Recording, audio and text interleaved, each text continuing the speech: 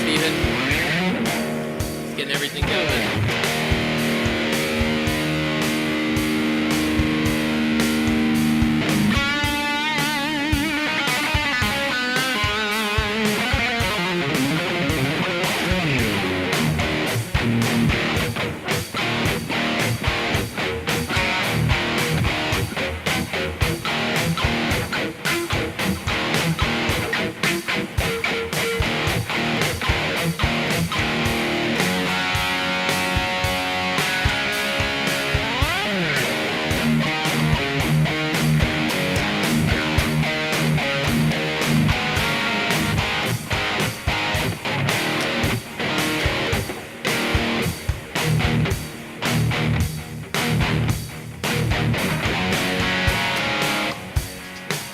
Charge it. Does that sound alright, man? I gotta actually charge my iPad. I didn't see that was dying on me. It said charge it. Charge it. This one's charged, so we can take this one down. Let's see. Maybe. Take it through the loop. Take it through the loop. Let me see. I actually can put it up here to charge it. Does that sound alright, Stevie? We'll put that up here. Welcome. I'm just a hair early.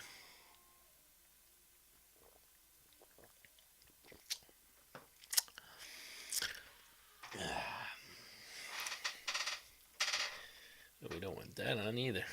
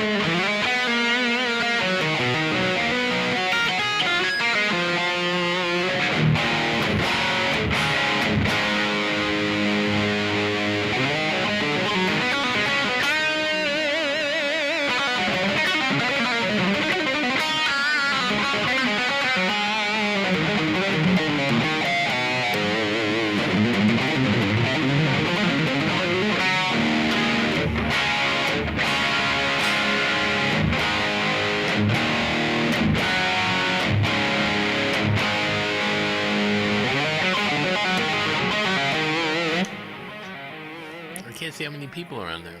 Why can't I see that? Let me see if I hit this. Should I hit that?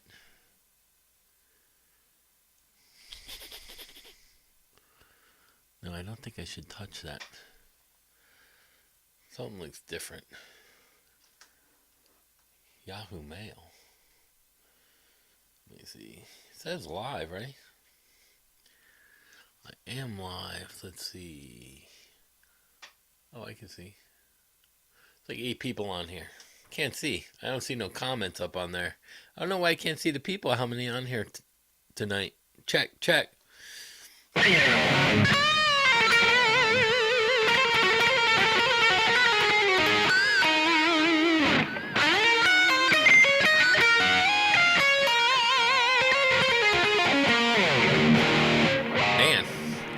So you were showing 4-note arpeggios? These kind?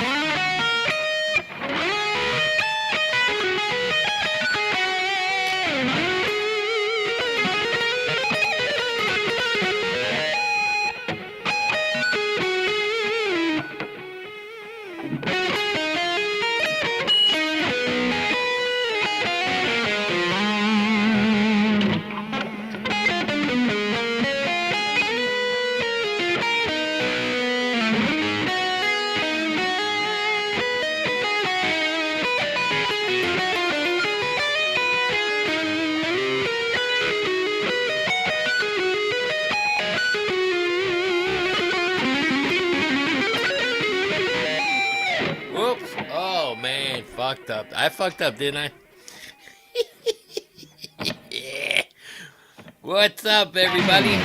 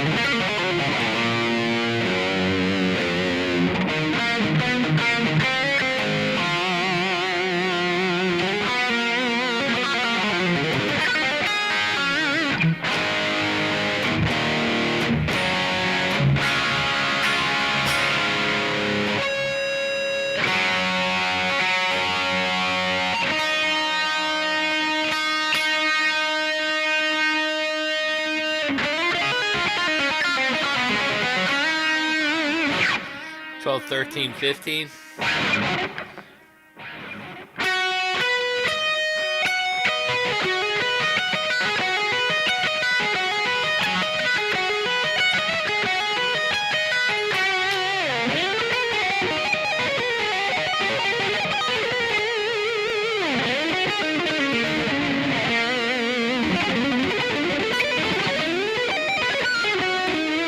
I fucked it up.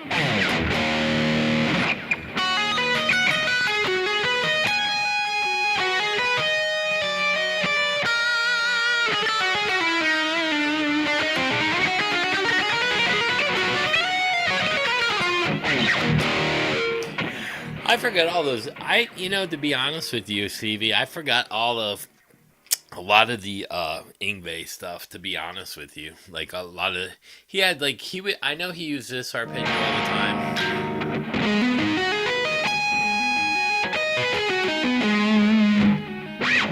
So if you combine that with the A and the E,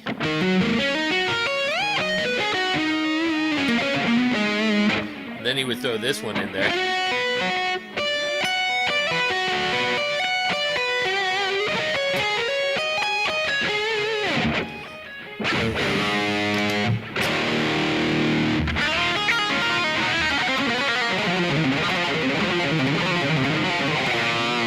I'm getting faster, Night Owl. I'm getting ready for my Andy shred off.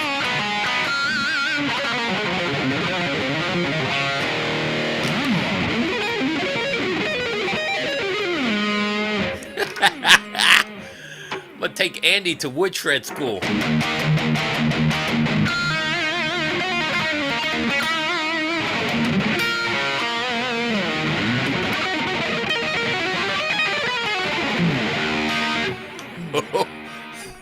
I've been practicing a little bit.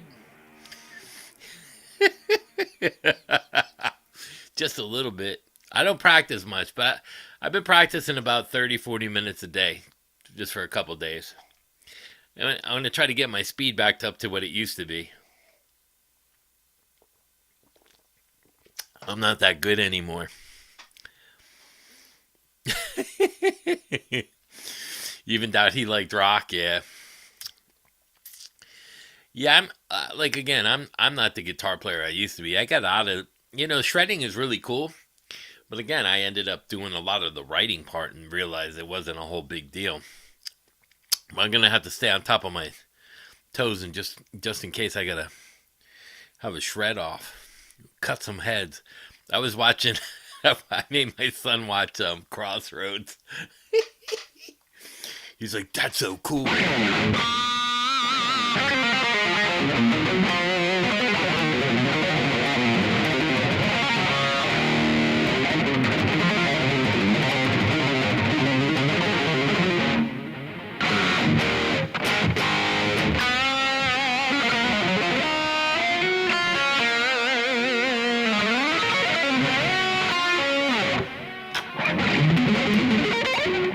Missed it.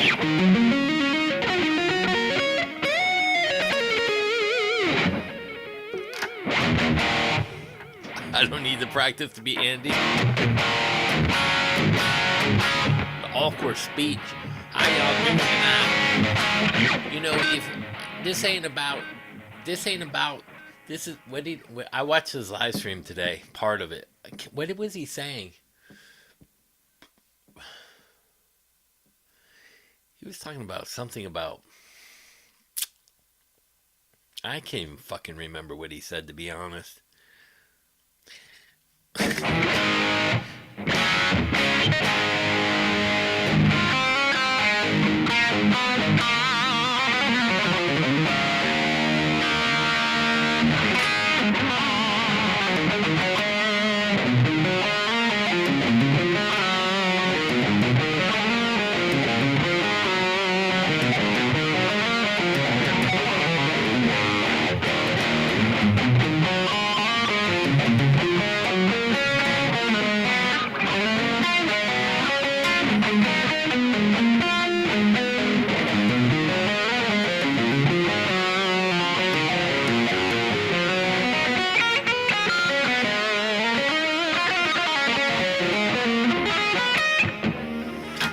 Let's see.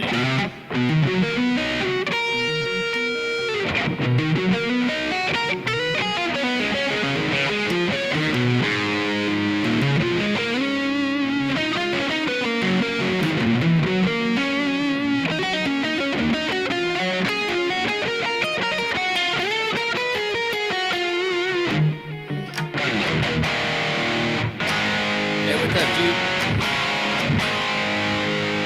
What's up, Tortured?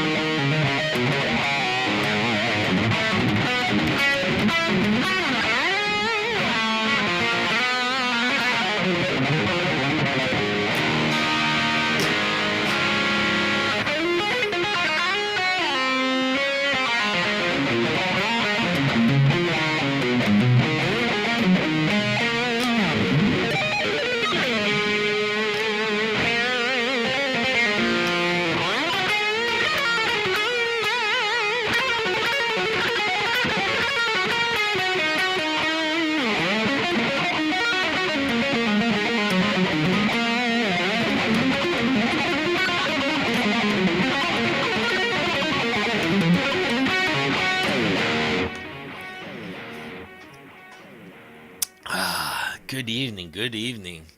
Can't see my count. I don't know what happened to my counts on here. I see Yahoo Mail up there. I see live stream. What's weird is that if I flip it, I can see. What's everyone doing on a lazy Tuesday? I actually feel pretty good today. Almost back to my regular self.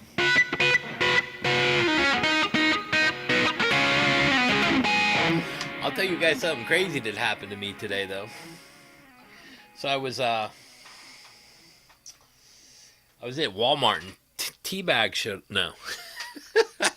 I went to Guitar Center earlier with my kid because I bought lunch for somebody. And Aaron had got back from one of the meetings in Nashville, and I was talking to him in the office, and I saw a girl walk by. I noticed her because she had a real pretty face.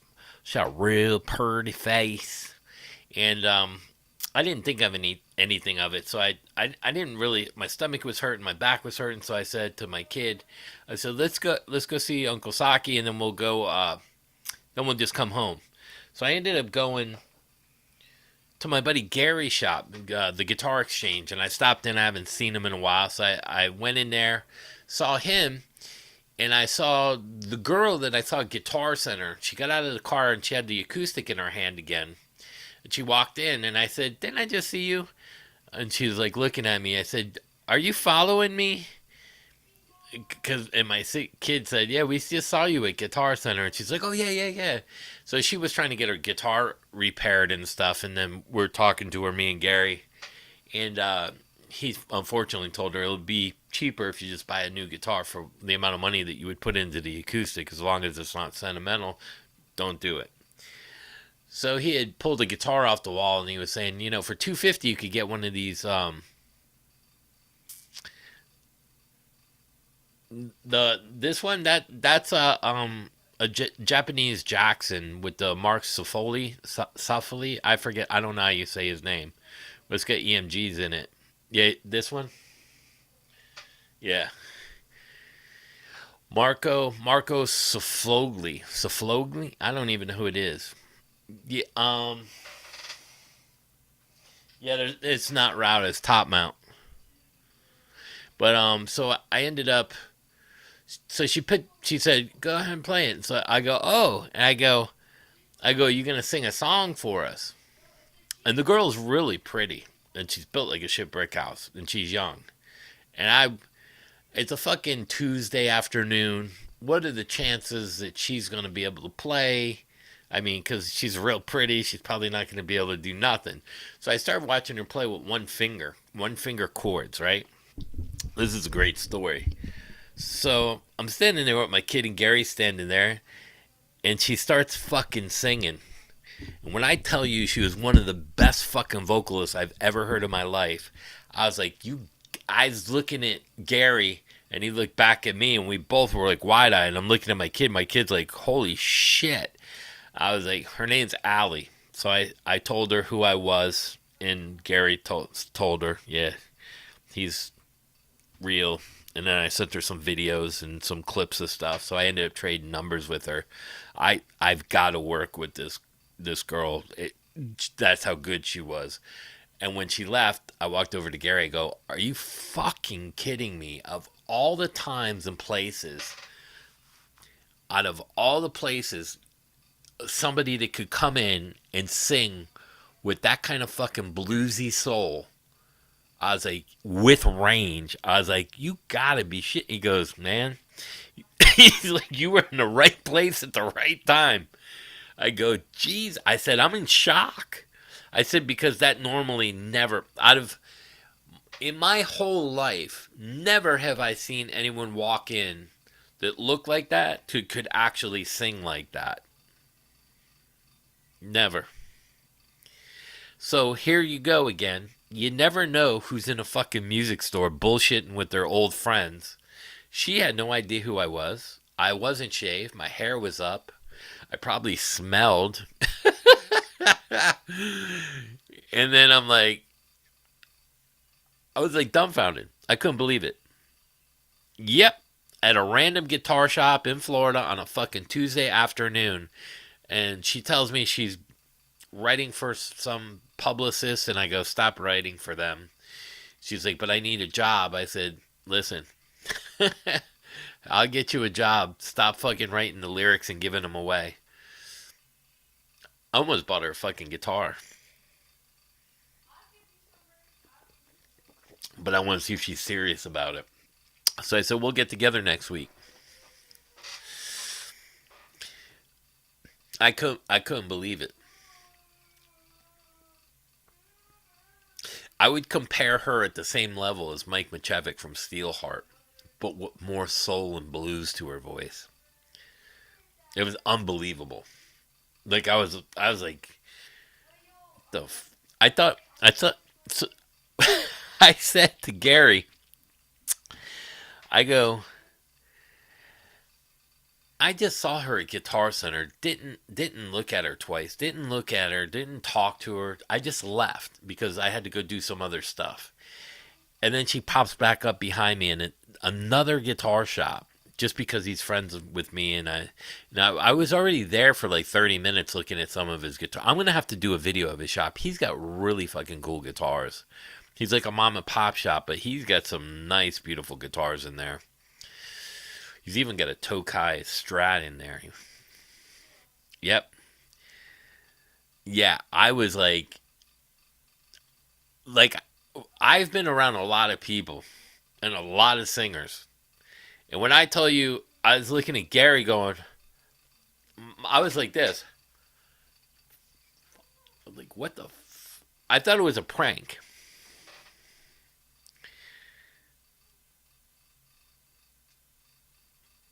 Yeah. I couldn't fucking believe it. I'm gonna fucking I was like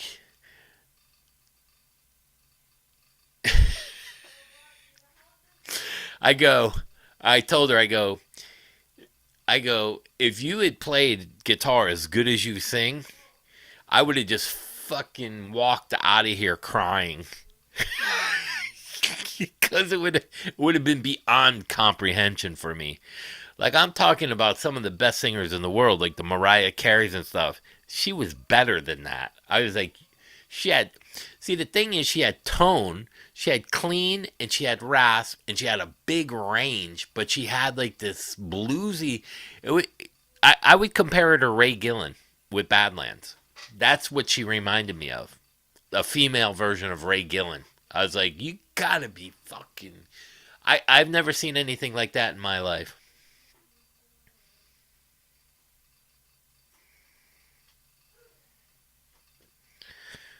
Blue marks? I don't know you, but have been watching my videos for a couple years. So you put out great content for new players like me. Oh, thanks, brother. Or I don't. I'm gonna say brother, but you could be a girl. Blue marks. Marks. Thank you. Thank you. for that. Yeah, you know, Tom, I watched the Rush thing with the two nights. She definitely stepped up to the plate. She played very well. I think the first couple of shows that I had saw her at that awards thing, she was just nervous. She hadn't. I think getting over the nerves of filling in for Neil Peart and sitting down and playing more with the guys, she's ready. She's really good. And you know what I liked about her too is because I watched some more videos on her. She's a funny person. She's not like a egomaniac or stuck in the mud kind of person. You know, so I was like, man, I really hope she would do well. You know what I mean? I hate when they put people in a spot like that and they kind of fail. I'm glad she stepped up. She drove the band really well too. She wasn't like when I the first time I saw her, she was like sitting behind the pocket where Neil sits on top of it. You know what I mean? Neil's like right on top of the beat. He's like pushing it a hair. That's what she needed. She did that the last couple of nights.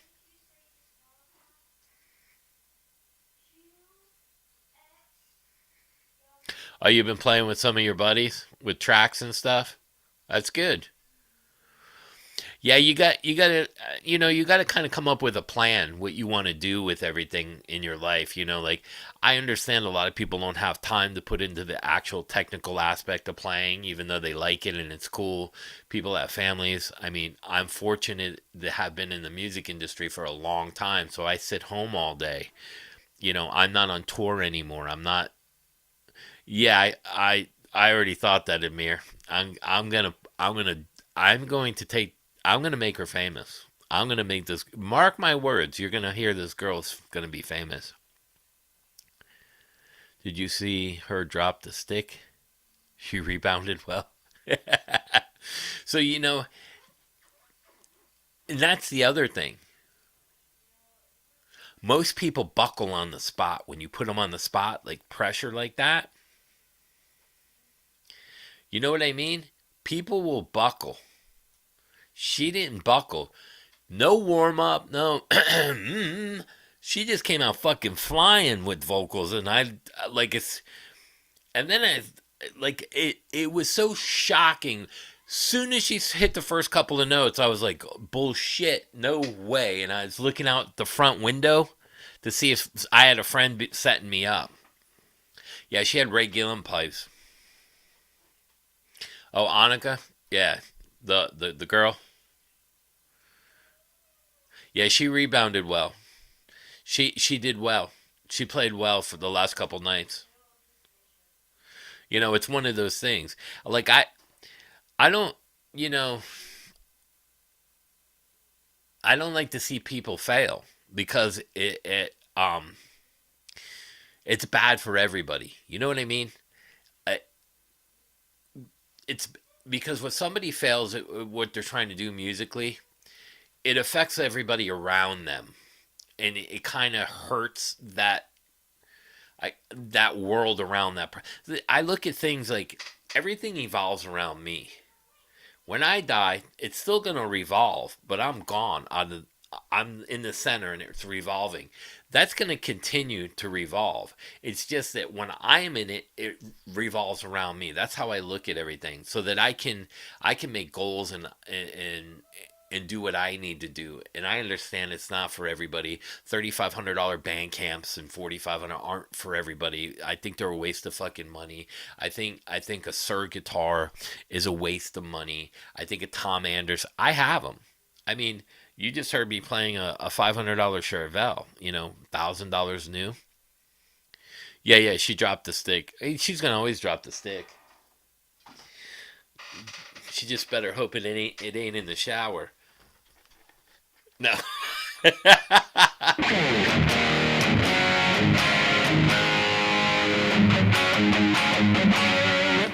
So I don't again, I love expensive guitars cuz I can't afford them. But I also like inexpensive guitars. That Telly, that's expensive, but these aren't really expensive guitars. And I was just at Guitar Center, right? I was playing They got another custom 24 ring called a charcoal red burst. It's red on the outside with charcoal flame in the middle. It's a beautiful looking guitar. They said they'd give me the 20% off. I'd probably walk out the door with it for $800. So I almost bought it, but I was playing it, and there was a Oriental gentleman, and he went over and he said, "You play really well," and he picked up a Fender, and I go, "That's a really good guitar," but then he picked up a high-end Fender. It was $2,700. It was a Strat, and it was like a wood grain kind of. It was probably a custom shop or something out of that. I don't know if it was a return. He goes, "Can you play this for me?" And it was a beautiful fucking guitar. And I started playing it. I couldn't play it. The action was so low. I looked like a fucking beginner. I didn't like the action. It had no snap to the string. It had no, like, I couldn't feel it under my hand, so I couldn't play it. It was so low. It was like my fingers kept falling off the strings. It was like it had like eights on there. The action was on top of the, and he looked at me and he goes, "You don't like it?" I go, "Absolutely not." He goes, "The action's too low." I go, "Yeah." I go, "But you can see, you can have a $500 guitar or you can have a $3,000 guitar. It doesn't matter. What makes you play well is what you need to buy."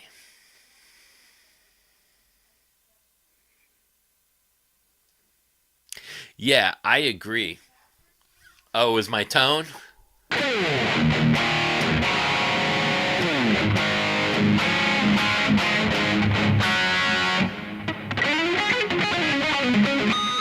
So if you've watched me, Blue Hot, what is it? Blue Mox. So if you've watched me over the years, you know that I use amps, I use Fractal, I use everything. So this is Kemper Direct.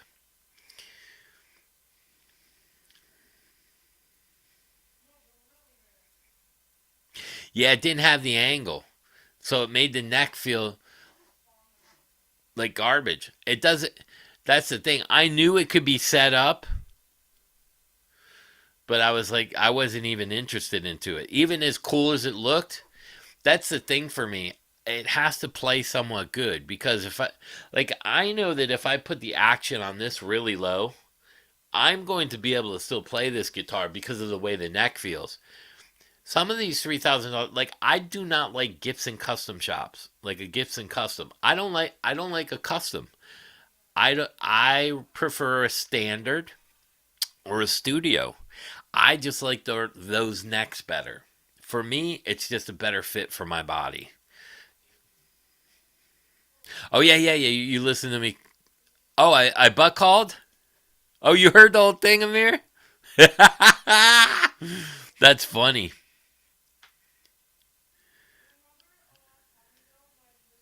What's up, Michael? Yeah, I drop my phone when I'm playing. A lot of times I put it in my pocket or it falls or I butt dial in the pot. Like if I have to put it up here, and the guitar hits me or something, or I bend down, I butt dial everybody. If you're in my phone, I've butt dialed you probably at least 5 times somewhere along the line.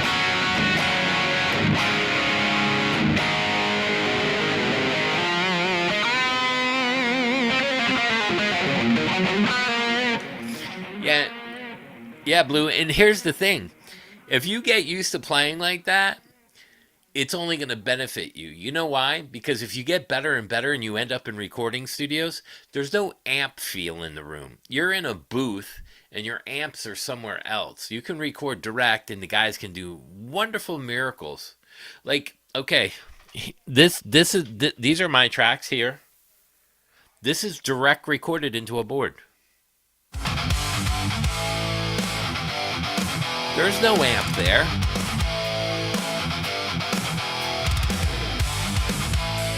There's no amp there. You know what I mean?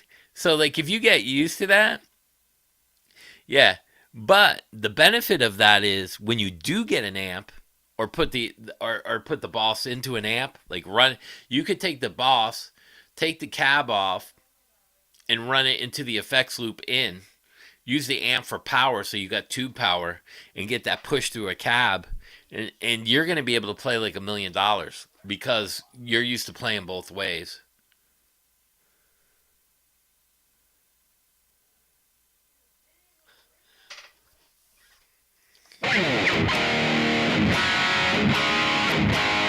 It's the hat.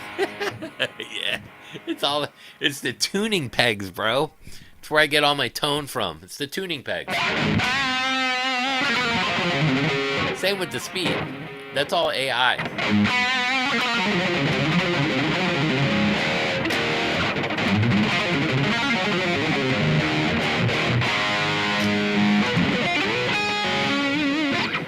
It's all AI. I gotta return the wig next week. I'm the one. I don't remember if I remember how to play that, but open shuffles are mostly on the shuffle, especially in I'm the one. There is it down. I don't remember the notes to it. I forget the rhythm of it. But like even if you're doing a Stevie Ray shuffle, it's all up.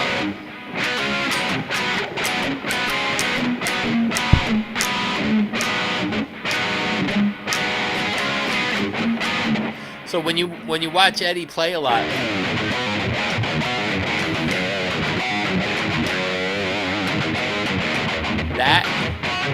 that's on the up.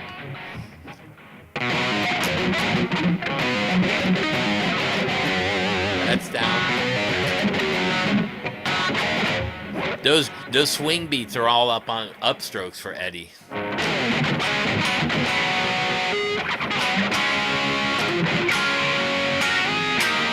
See, like even that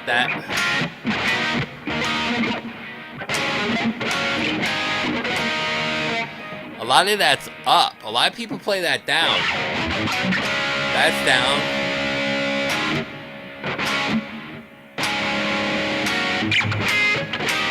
I play all that up. Those are all upstrokes. Eddie has a swing beat in whatever he plays. I don't even remember the lick. Do I remember the lick in there?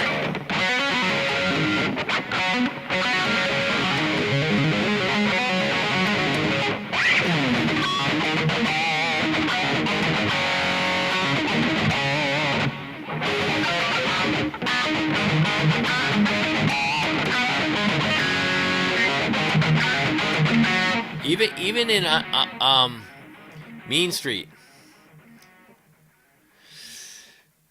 Yeah, I haven't. I don't practice a lot of that. AI live stream, fire, baby. Yeah, the speed comes from the tuning pegs. All from tuning. If it wasn't for my tuning pegs, I wouldn't be able to do that.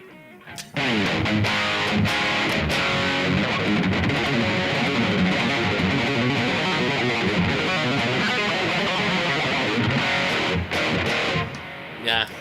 See the tuning pegs. Southeast Tennessee.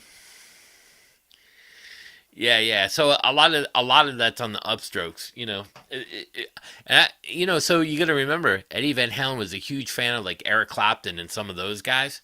So those are so a lot of that swing beat and stuff, and then they were playing jazz a lot. So it's like hitting a root note and then upstroke.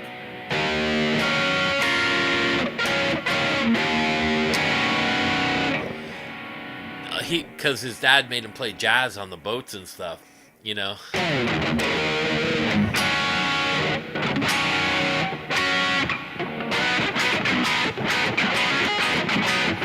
I guess I don't really do swings, but I do a lot of grooves, bro.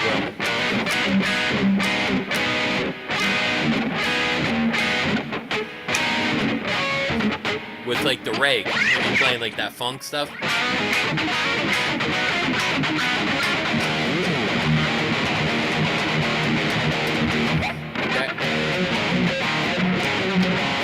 That's a hard thing to do.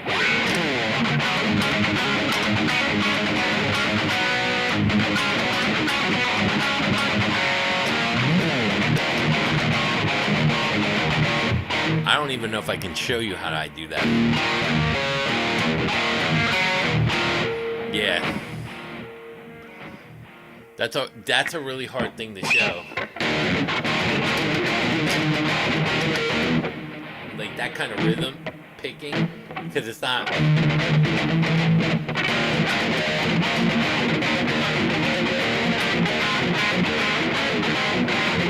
it sounds like shit up there. And then moving your hand while you're picking too.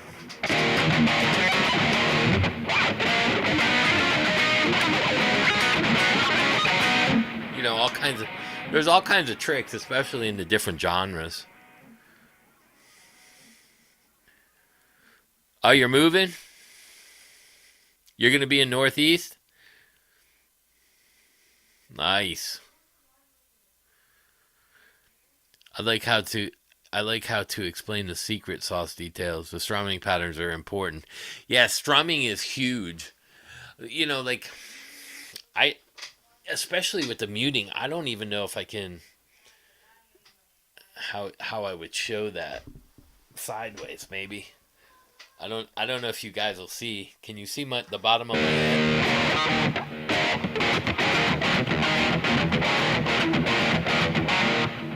There's a lot of muting going up and down.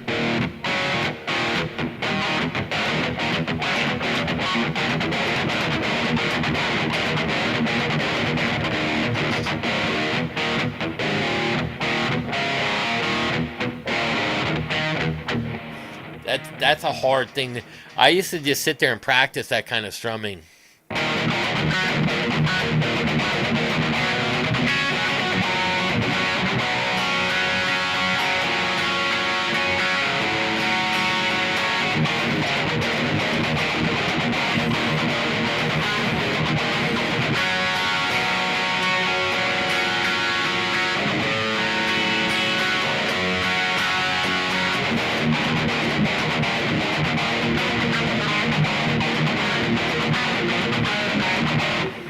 I don't know if you can see that.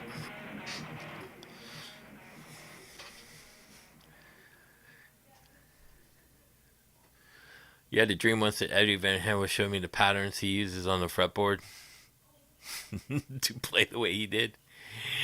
That's funny.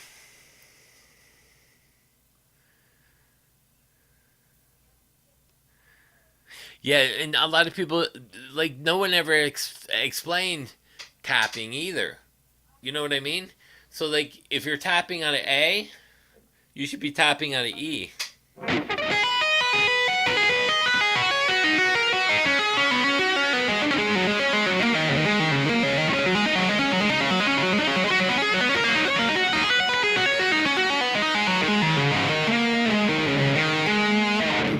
Because A and E are the 5 to the 1. Unless you play over a triad, G.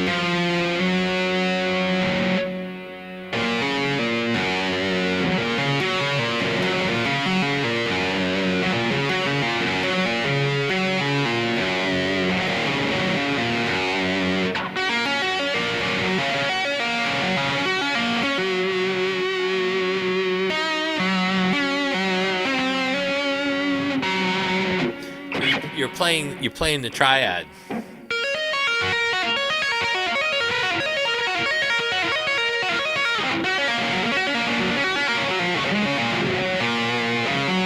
So like you get first, so your first chord is G and G major, right? You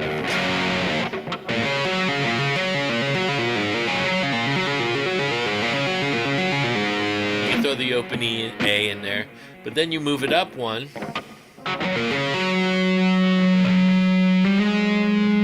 That's your A minor. Move it up to 1. There's your B. So that's how you figure it out. So if you want to move it around, then you start looking, well, here's a B. So I can go.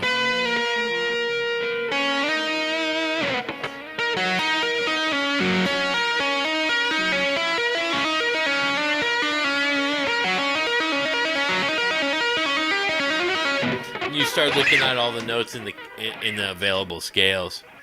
Now you're lost. Yeah, I mean the easiest way to remember is triads.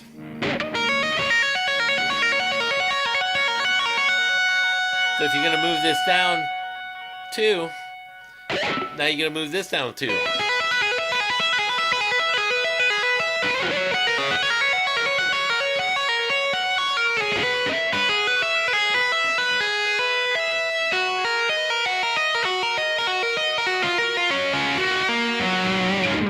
And then you get your triad.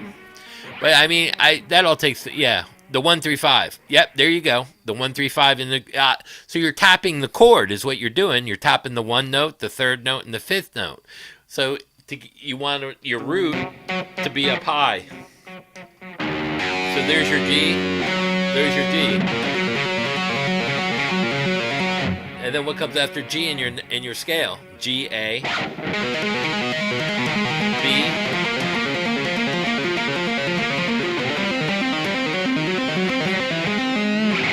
And then you move it on.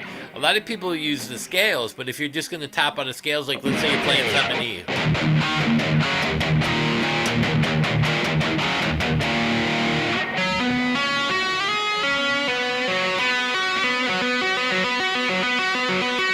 There's your G, which is the relative major of E.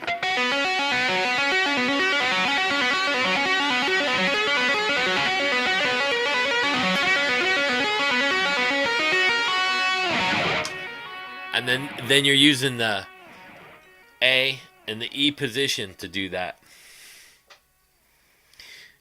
Oh, Reb? Yeah, Reb Beach is ridiculous with a lot of that stuff. I don't do it anymore.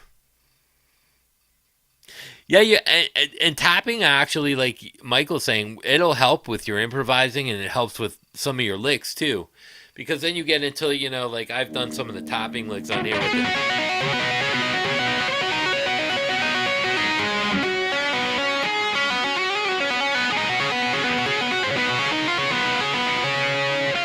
So you start tapping. So like if you're here,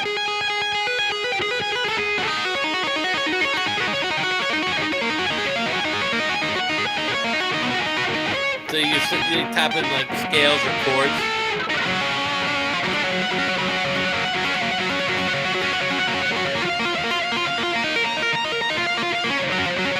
I mean, there's all kinds of stuff you can do with it. Of course, you have to have the right notes under you while you're doing it. There's a lot of notes under that. It's like a lot of people think, okay, if I'm in a key, I can just play any arpeggio. So if I'm playing E, I can play a C major 7. It doesn't work that way. You have to be on a triad, a C, a D, or an E note. Where it's following these notes.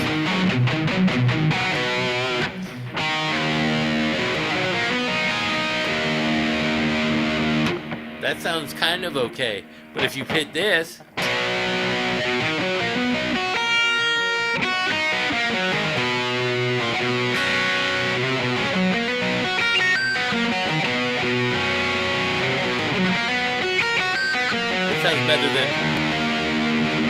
it sounds better than the E.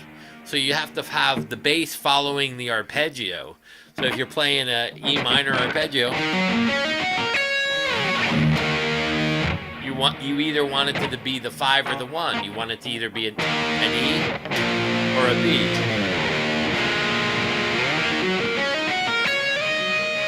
And resolve it back to the E note. So like if you're playing a B9,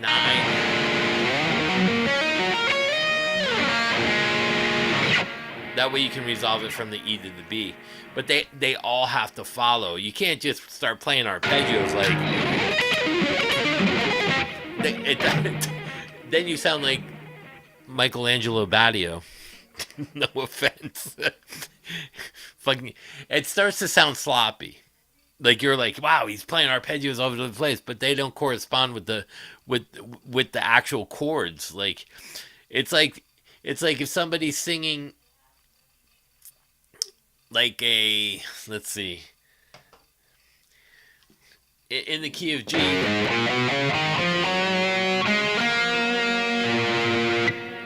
a B note, somebody sings a C note against the B, it's diminished sounding. As a vocalist, you don't want that sound unless you're singing goth, but you want, just because you can hit the note in that key doesn't mean it's going to sound good. You have to have the note where it's, it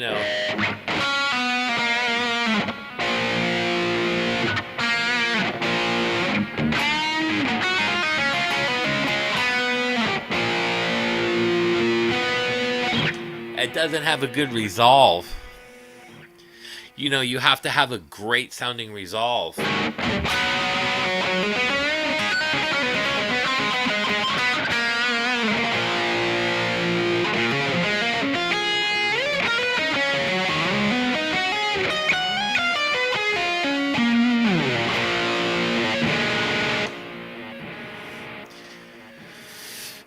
And that's the hardest part of that, because then you got to learn all your 5-to-1s. But it's not bad, because the 5-to-1s, you got half of the you're only missing one note, the third from the triad, the 1 and the 5.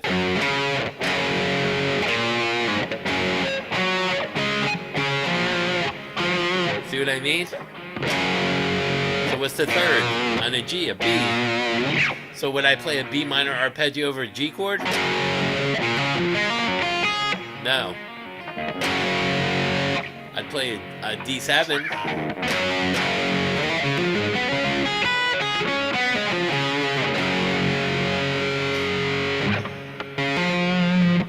Now you look here. Now you get a B in there. But then you're like, well, that's B minor.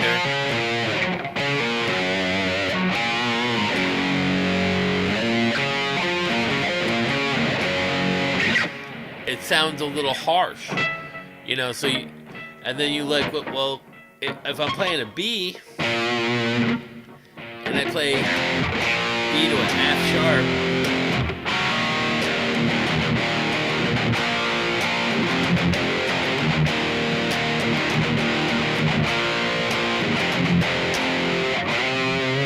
there's my flat 5. And then if I look, well, I could play A major.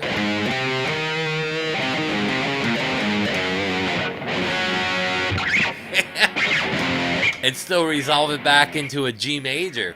And you're like, how the fuck does that work? It just works because of the C sharp there.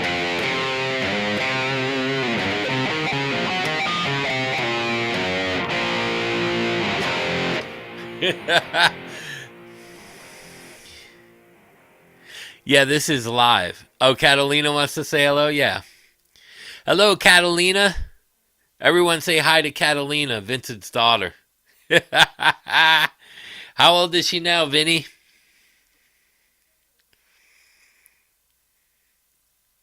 She was a baby the last time I saw her.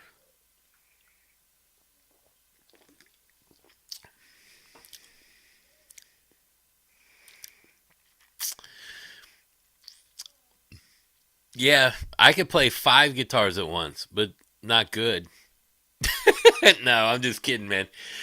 Michelangelo Badio is good at technique. He's a technique monster.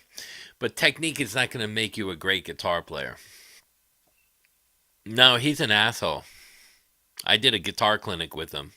He's an egotistical prick. He may be nice to the people that are like in the audience, or if you say hi to him, but I've met him behind the scenes. He's an egotistical prick. I can tell you that because I've done guitar clinics with him. And he was very arrogant with me. I've had words with him behind the scene. Behind the scenes, I've had words. And again, most of the time you meet your heroes, they're gonna tell you, you can meet Sebastian in a bar, Sebastian Bach. I can tell you he's a prick too. He gets drunk, he's an obnoxious asshole. And all ego. Michelangelo, all ego. And the sad part about Michael is he plays in my friend's band, Manowar. I know Donnie Hamzig, the original drummer, and Kenny Rhino Earl, the second drummer. They're both friends of mine, and I've played with both of them. Oh yeah, yeah. If he doesn't know you, he's not gonna just be a dick, you know. But they're like Rachel Bolin and those guys from Skid Row. They're just as big of pricks as Sebastian. So it's like it's a not made for good band, and they missed the whole boat. But I mean, that happens with everybody, and everybody has their sides. Like there's Steve Perry and Neil Schon. There's Sebastian. And I mean, it just depends whose side you want to believe. But when I was with Michelangelo, and then he wants to like get in a debate with me behind the scenes because he thinks he's a um be, because I'm doing guitar clinics for my band with the label, and he's they his band happens to be in the same area, and we do like a double clinic together. I've done 2 clinics with him, and both times he was a jerk to me. And I told him, I said, "You're not going to do no more clinics with me." He's a good guitar player. I'm not going to lie. I'm not going to say he sucks, but I mean, as somebody to look up for technique, he's somebody great to look at technique wise. George don't drink no more. How's George when he's drunk? He's like a shy, timid boy. Ooh, he's gonna hate me for that. George is not a good people person. He's funny as shit, but he's not a good people person. He can't even get him. I'm surprised he gets himself laid. None of these people hand built a 3-story scaffold to place church windows on. That's funny. Yeah, he's Michelangelo is a good guitar player. I mean, his technique is flawless, but for me that doesn't mean anything. You know what I mean? Like I watched somebody mentioned Roy Marchbanks. He's fucking unbelievably fast. I had to try to find live video of him just to see if that was real speed. I've never seen anyone play like that. But it's so fast it's not musical. It's just impressive as a skill. Like where would you put that in a song? Like when Michelangelo is just like, the speed thing when he's just going, there it loses like a music. It has no soul. It's kind of like somebody singing a lot of runs, yeah, and there's no intent with it. It's just a skill level to show you that they can do it, instead of somebody like, yeah, you know what I mean? You can still impress people with 3 notes. You don't have to play 100 or sing 100. That's kind of the point to that. You know what I mean? He a good guitar player? Of course he is. He was in Holland, Nitro. You're not going to get hired as a shitty guitar player. But those bands never really broke out either. When you got like, put it this way.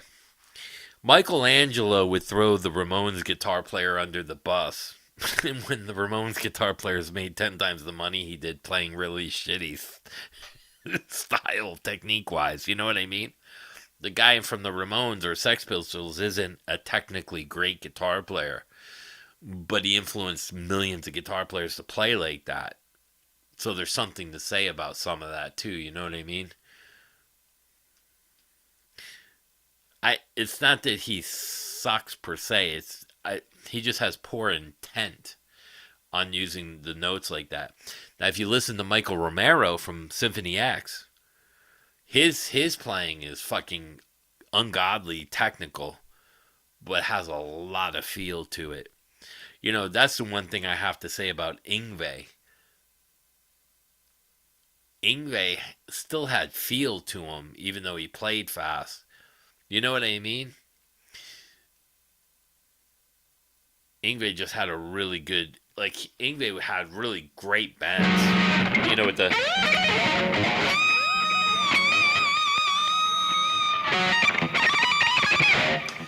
Yngwie was great at that. So he was melodic.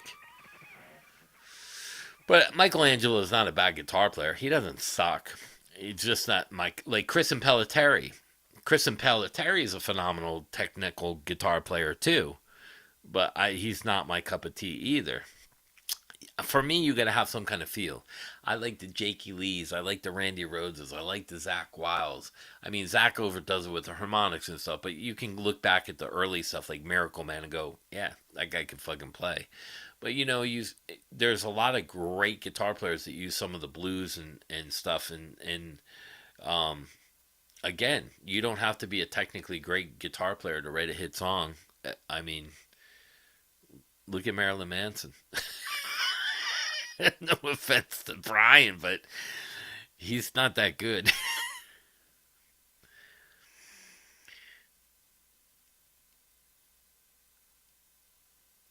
No, it's good. You just hate the wig. Now he listen. Anybody to influence people to play, more power to them. You know, just don't act like a jerk behind the scenes. You know what I mean? Some of that can get overbearing, especially it's like I've heard Jake Lee talk about Robin Crosby and how Robin Crosby and Bobby Blotzer when Jake was playing with Rat, it fucking pissed him with Mickey Rat, pissed him off. Like he couldn't stand Robin Crosby. He was on his nerves with Bobby because Bobby was like the little guy in his ear. I probably shouldn't be telling these stories.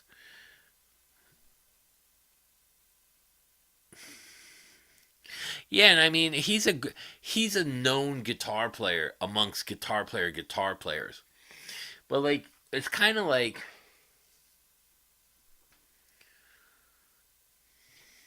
I'm trying to think who I can use as an example.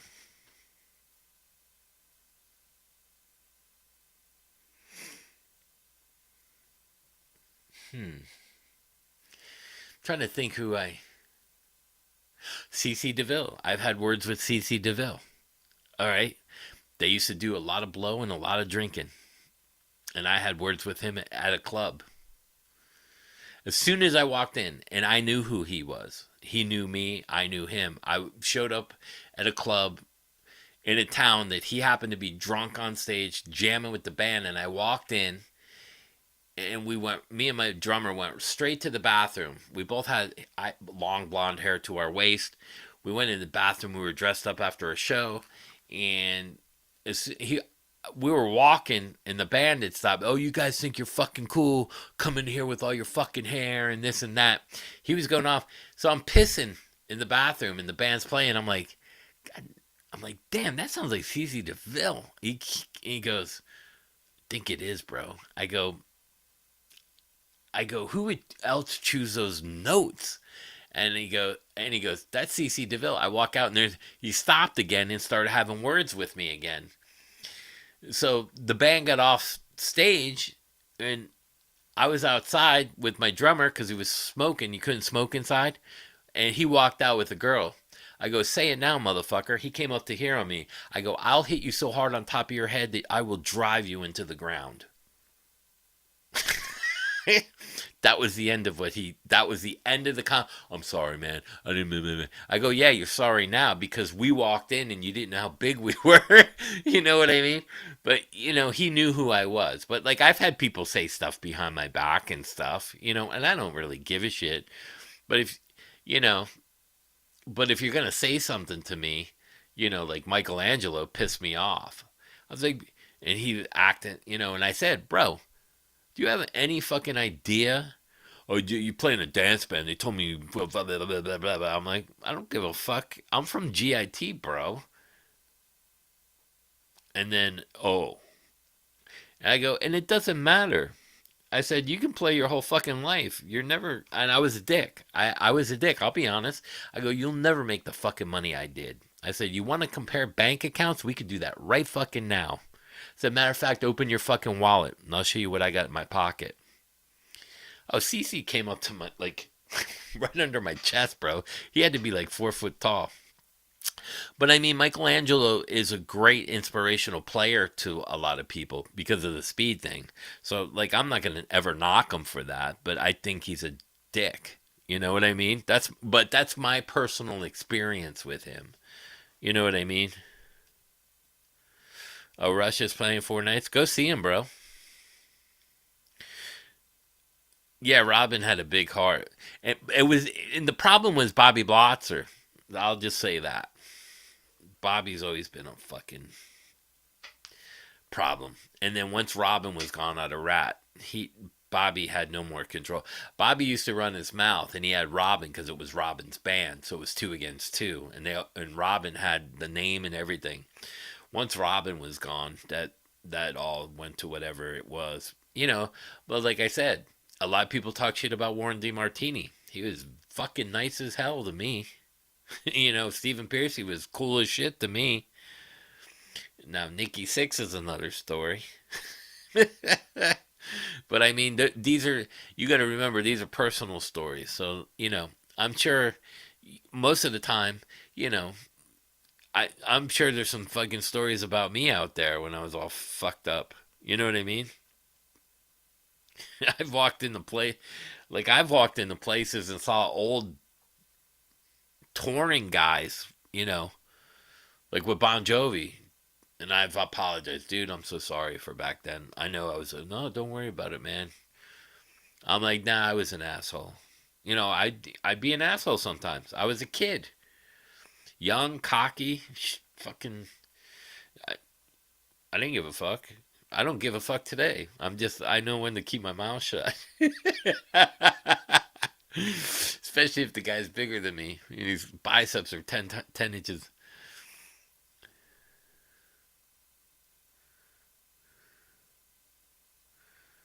Oh, when Marshall went to GIT? Yeah, I mean, and CC, listen, CC went through different stages in his career with a lot of shit going on. I mean, sometimes like,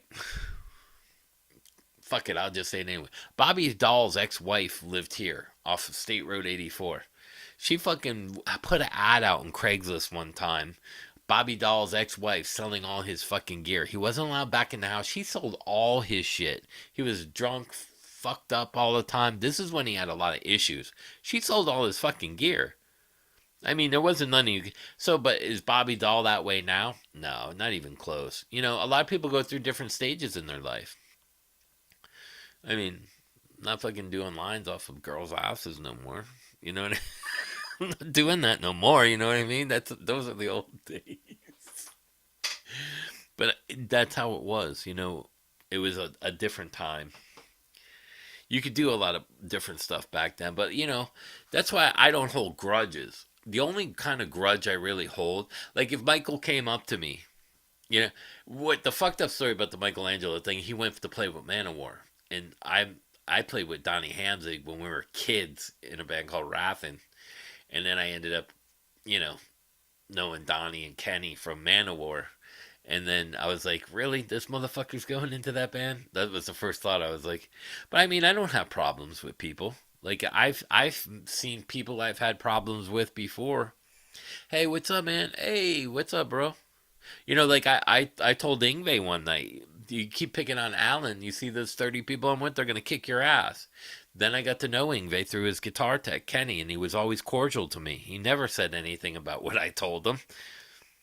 You know what I mean? It's a different time when, you know, back then in a strip bar or a club, and you might have been drinking, or you know what I mean. Everybody goes through different changes in their life. So, and if you, the thing is though, if you're a better person because of it, good for you, because that's what you aspire to be, a better person. Be better, do better. I mean, that's all you can do. I mean, look at me. I was kind of, I mean, I had a lot of money from all that stuff, but I was still a fuck up. You know, the overdoses and this and that, and you know, now I'm far from that. I got a kid. He's 11. You know what I mean? I try to be a better dad. I try to be a better person. I come on here and try to help people. You know, and Marshall Harrison's a fucking unbelievable guitar player. So I get a lot of respect for Marshall. Marshall's the shit. See, like there's a guy, Marshall Harrison. That motherfucker can outplay anybody, including me. Like he'll run circles around me, but you know that's yeah, the shit. You know, everyone's a shit talker, and then yeah, and then something happens. Yeah, it's all ego. And even still today, Sebastian acts like he's a little fucking kid with the ego shit. And but the other side's just as bad. Oh, we're never playing with Sebastian. He's got a problem. Well, you guys were the one that fucking fired him because do you guys know what the actual story about with the whole Skid Row? Do you guys want to know what the actual problem was? I'm pretty tall and a heavy punch. Yeah. Hey, don't give away my secrets there, Vinny. Yeah. Yeah, yeah. No, I like Poison too. I think Poison's a great band. And like I don't have any problem with CC DeVille or any of those guys today. They're different people. You know what I mean? But the ego, yeah, everybody gets an ego. They make some money, they get on top of the world, they do this, they do that. Vinny was with me when I went through a hard time. We won't get all into it, but Vinny helped me immensely. He became my neighbor. We were friends and everything. And then I ended up. By the way, Fur Dog, if you have any martial arts questions, Godspell Roden, he's American top team instructor, professor, but now he's working for who he. What do you? I forget the academy you're at, Vinny. What's the academy? And what's the area if anyone wants to study from you? You're like North or South Carolina. And what's the academy? Vinny's the real deal. That's how I met Mike Brown and those guys from UFC. It's through Vinny. Vinny's the real deal. Thought it was Tuesday, Mark? I love you, buddy. Well, I forgot what I was talking about. What do you want? Oh, the Sebastian Bach story. Okay. Skid Row was on top of their game. They were building a lot of momentum. Sebastian booked a tour to open for Kiss. And Rachel Bolan said, fuck you, we're too big to open for Kiss. What are you doing booking bands without talking to us first? We own the band. You're fired. 2 years later, they were opening for Kiss. What a fucking dipshit. That's Rachel Bolan. He's the asshole. He's the one in Snake's ear. It's Rachel Bolan. He's a prick. Vinny is under the name Godspell Ronan. He's in the comments. Godspell Ronan. If you look up a couple above you, he was just... Oh, he's underneath you now. You know what sucks is you've only spoke well about Nikki Sixx in front of me. In addition to 6 a.m. Yeah, I mean... I'm not going to go and just badmouth people, but I mean, out of all, like, if people are asking me behind the scenes, like, when Motley Crue was playing with Rat, I thought Rat were going to be the pricks, and Motley Crue was going to be the cool people. I just had that impression, and it was the complete opposite. I ended up hanging out with Rat and got to know him really well, and, and then, of course, Bobby was like, but, Nikki and Tommy was just a goof. Mick was cool as fuck. Vince was like, eh. And then you had Nikki, who was yeah. Yeah. So like me and Vinny go back. He was my neighbor, and we I think the only time I ever got in trouble with Vinny is when he started making Edson tap out. Hey, Vinny, what were you doing?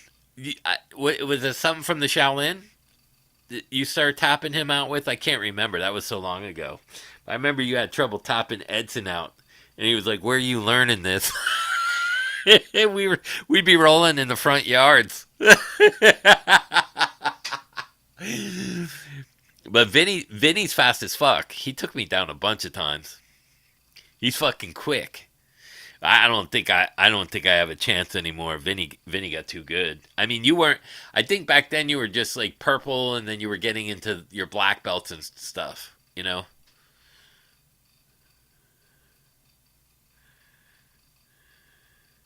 Yeah, Piercy's cool as fuck.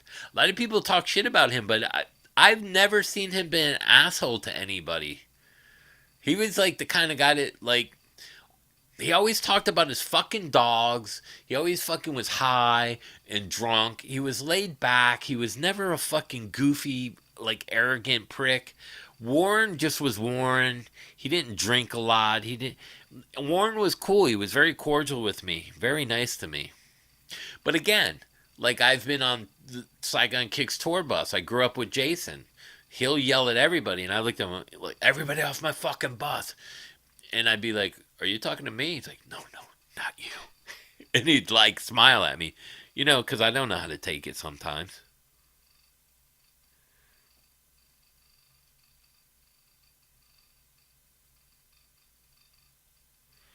Yeah, yeah. How old is she now, Vinny? I don't think I saw that.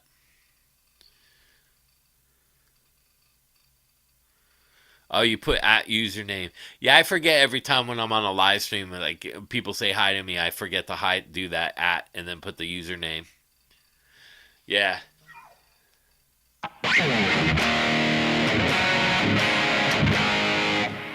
should put this.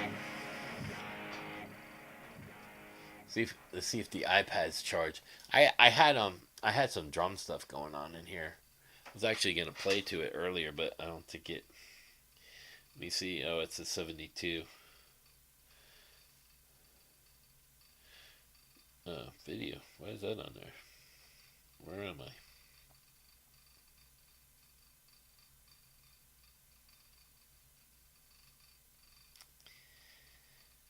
Did I delete it? Creativity, entertainment. Is that that? What is that?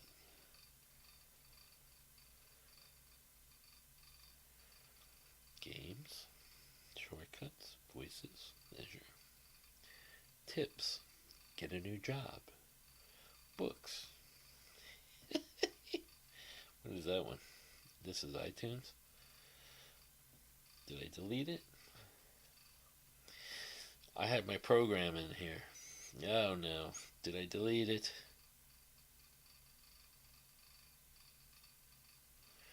Recently added. Is that it?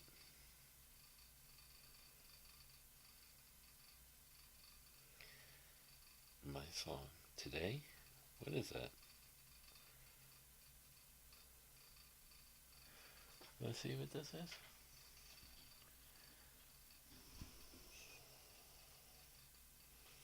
Start instrument.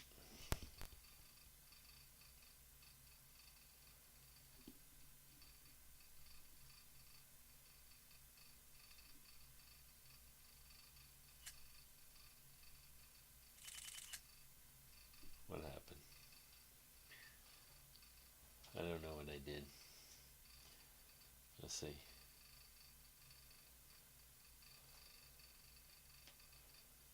What is this? Can I get that back over? I see stuff on the side. I don't know how to get that off. Anyone? Games pages. How come I can't hear it though? Is it muted?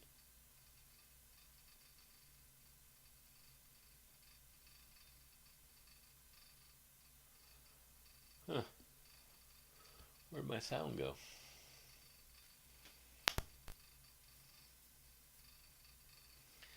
Oh well. I failed you. I don't know why it's doing that though. It's got the camera on the side. Oh well. Oh well.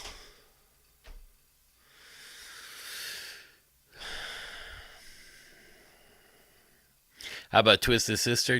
No, those guys were awesome too. I've met all the guys in Twisted Sister are fucking great. Dee Snyder used to live 5 minutes from me. His his wife's sister used to run the rec hall that we used to go to as a kid. His wife's sister lived here, and D ended up moving here. We had everyone that lived here. Gene Simmons lived here. Paul Stanley, Eagle Trace, Tiger Woods lived there for a little short bit. We had a place called Art Stocks Playpen South, and they used to have it used to be called Metal Mondays. They had two stages inside and go back and forth. You go in there on a Monday, people were doing like having sex at the bar. There was people doing drugs off the bar. There were Vince Neil would be in there. Talus, everybody from everybody's mother would be in there. Axl Rose, everybody was hanging out there. Did I feel the earthquake yesterday? No.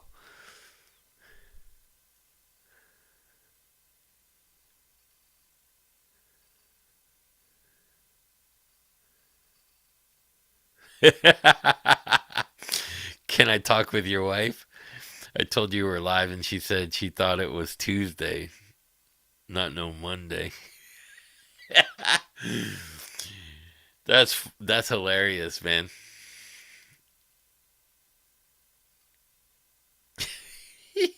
Sounds like a cool place. Yeah, Art Stocks was so that turned into he had remodeled that place, and I didn't like it after there. But he still had the front room and the back room, and they used to have the. He remodeled it, and it became pure platinum eventually. But the back room, he had like mud wrestling and bands, and then the front room they had like a lot of like male reviews and stuff like that. And there was a band called Tough Luck playing. I'll never forget it. It was on a Monday, and Art got old, and he walked in, and everybody out of my fucking bar, I'm closing it. Next thing I knew, it turned into a strip bar. I was 6'1" on the west coast of Cuba.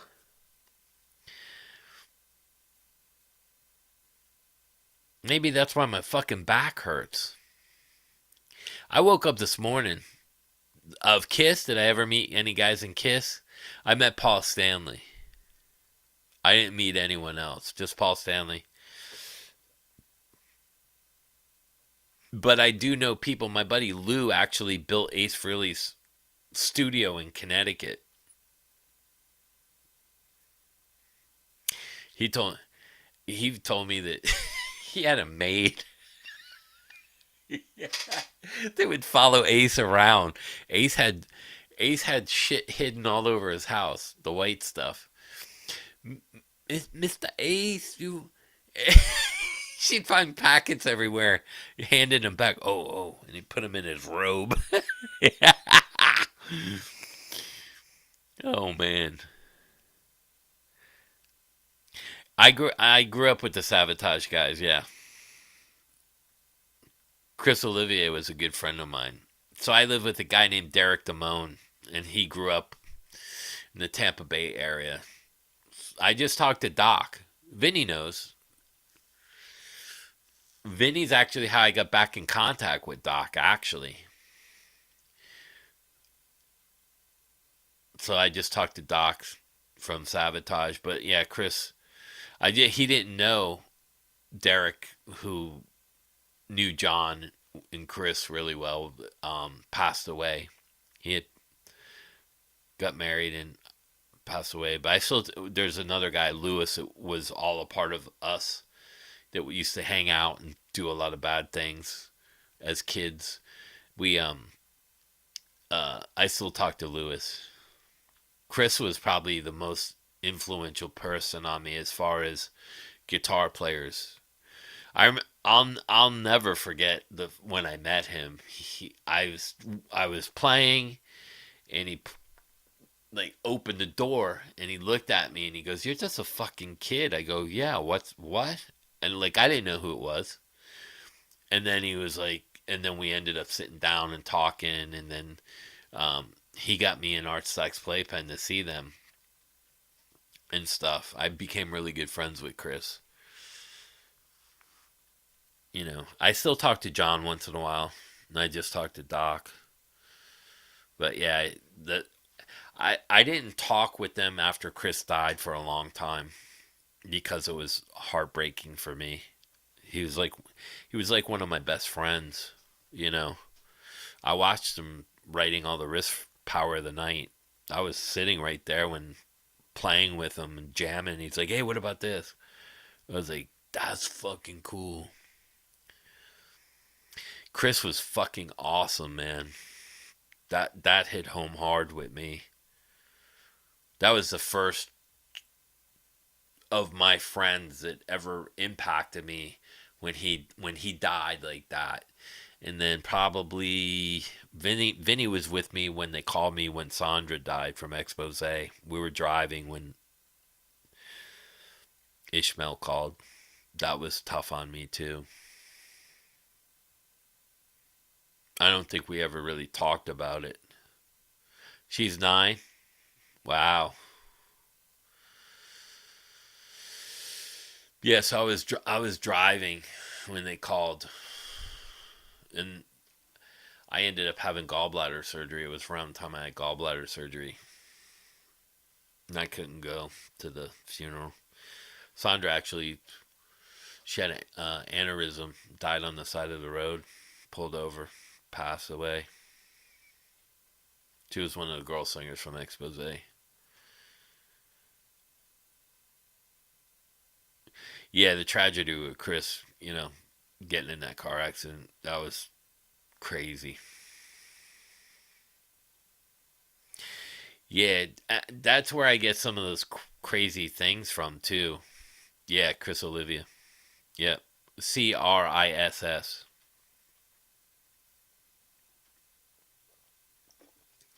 And his brother's John. What a talented family. John, the singer, played bass, drums, keyboards.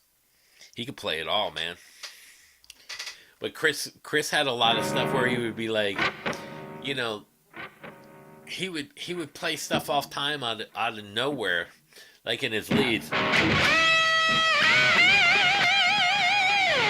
and then he would do something like crazy cool to get out of that. That's where I get a lot of this. That's all from Chris. He impacted me with the staccato stuff, that kind of stuff. That's all from Chris. That had a big impact on me. He did one cool thing that I never did. He did. Let me think how he did it.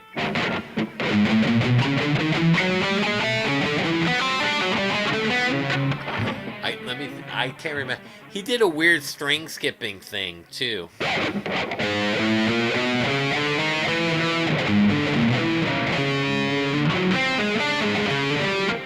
He did I'll have to think about that. He did a weird string skipping thing. I can't remember what it was.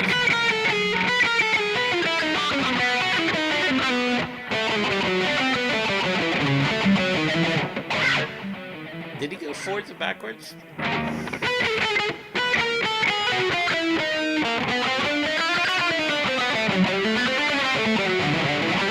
He did something weird. I can't remember what it was. It was an exercise he used to do all the time. What's up, Cosmic?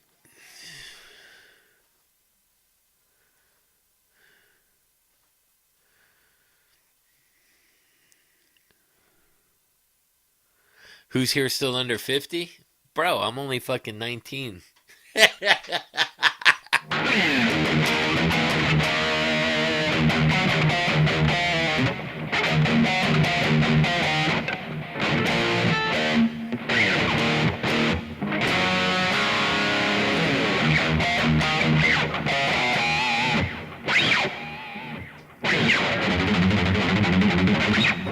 Chris did a lot of that too. Just one string.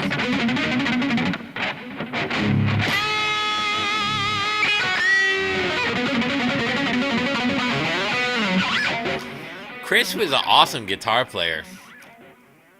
I don't know, like a lot of people don't. I hurt my back on carrying one-handed arm. That's funny. Yeah, Chris was awesome. He had this dude. He had this one Charvel. I wish I could have grabbed from him. I never asked. I didn't want to bother anybody. He always had this white Charvel, man, and it was the coolest fucking guitar I ever saw. I should ask John if I could have it, if he still has it. Oh, you get to see them in the living room. Youth Gone Wild.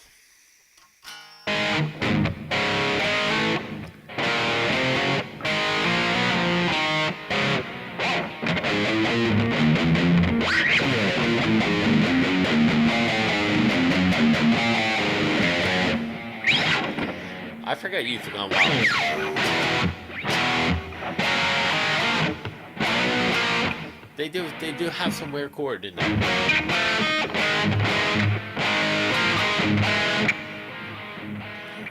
I don't remember that one either. Sabotage put on a hell of a show. They had incredible sound, man. That was the other thing that impacted me. Because, like, I wasn't a big metal guy, really young. And then when I saw him play, I was like, wow, I never saw anybody play like that. Because he was, like, really advanced, you know.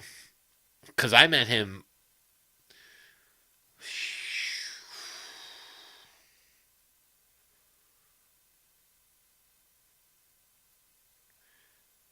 79, 80. I don't even know how old I was. When you're older than every guitar player in the room, you're old.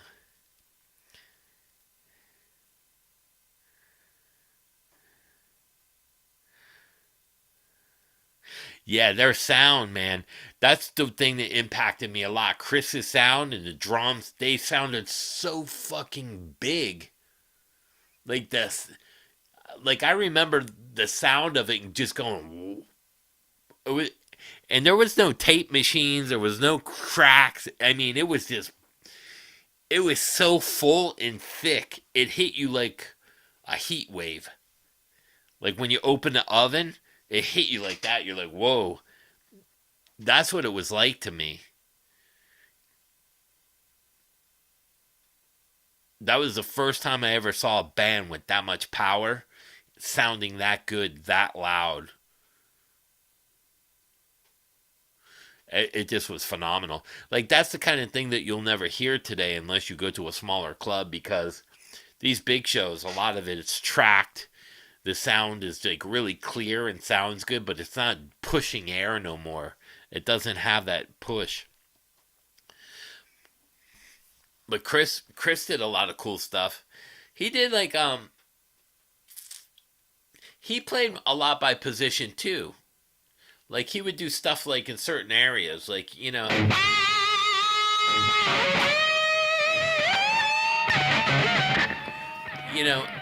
and he had a weird vibrato to him.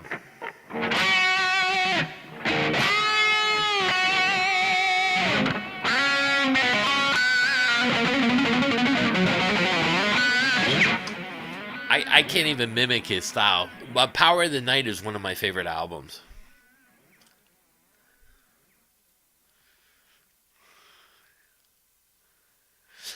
John's cool as shit too. And probably when you guys locked on like that, it probably pushed them even into a better place. Because John and Chris fed off the audience a lot. Your oldest guitar is 40? Expose, I even know it. You annoyed me about him. Yeah, it was a weird. That was a weird day. Once in a while, I get a day like that happens. I had a weird day today. I get them once in a while. The last one was Richie, who really didn't. My old singer Richie was in the back seat of my car, and I forgot he was in the back, and I was arguing with my accountant, and he was on the speaker, and I turned around and go, "You're not supposed to hear any of this." He's like,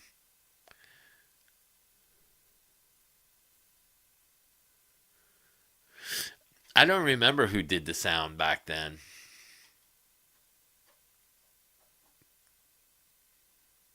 I can't even remember what Chris. Trying to remember the amps he had at that time.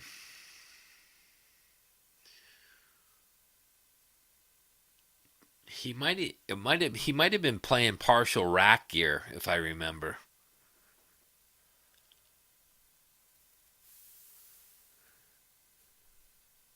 Oh, U2's got some big. I was a big U2 fan, especially when they were younger. U2 has some amazing sound live.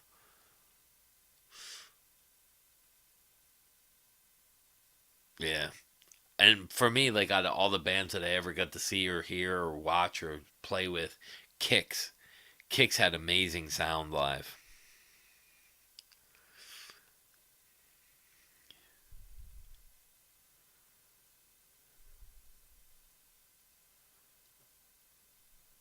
Yeah, connecting at that moment is something. Oh, you were playing that song? Yeah, and that's the other thing. Like today, I saw this girl walk into Guitar Center, and then I went and left with my kid, went over to Gary's Guitar Exchange, was looking at guitars, talking to him about some of the old times, giving him a hard time. Because he's got one of Ingve's actual amps. I'm like, when are you going to sell that to me? It's a Rhino head. It's got the DOD thing built into it. He said, I'll sell it to you. It's like, I got to dig it out. And she walked in wearing a raspberry beret. No, her name's Allie. Good looking girl, built like shit brick house, and sang like a. It was like watching Ray Gillen. I was like, what the. I thought someone was punking me. I really did. Sirens is great too. Sirens. Sirens. Cold Blooded Cranked. Oh, ba dum bum bam, ba dum bam bam, bam bam bam. They had such. A lot of the stuff was so cool. And I just found out today, because I know Ace didn't play on Creatures of the Night. I thought that was Vinnie Vincent. But the guitar player from Mr. Steve Ferris, did the solo to Creatures of the Night. That was a second take solo. Did you guys know that? The fucking guitar player, he played with Rod Stewart. I didn't know that either. I watched the little documentary on him.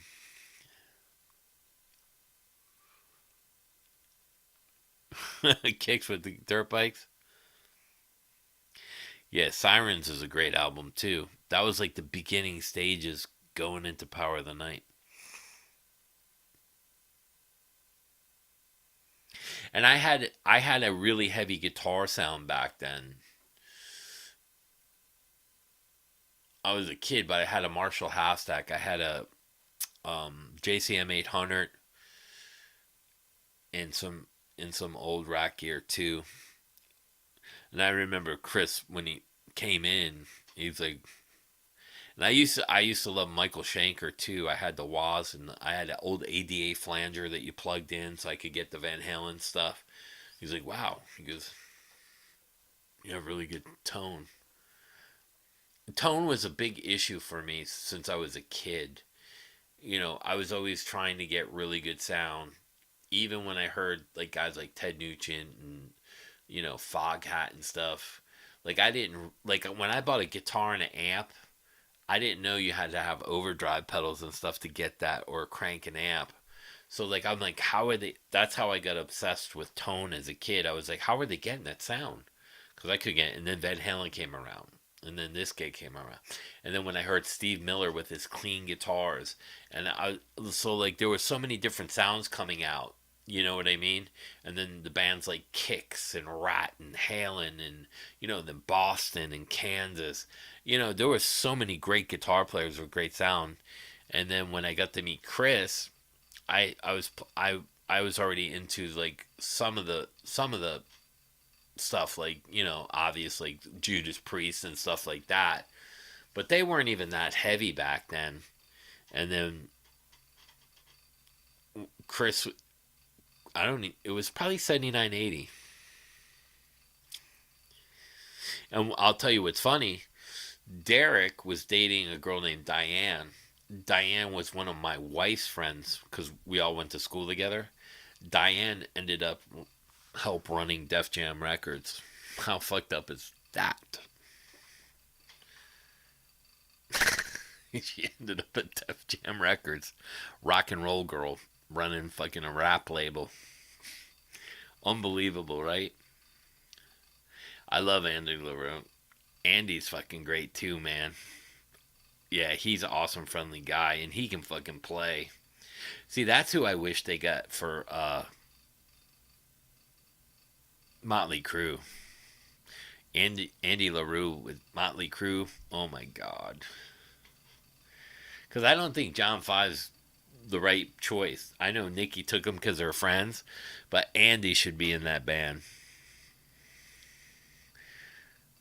Like, if I was Tim Ripper Owens or a fucking great metal singer, that's the first guy I'm taking on tour is Andy. Andy actually reminds me a little bit of Chris in a weird way. They don't play exactly the same, but they have like the same attitude and everything. They're like the same kind of guy.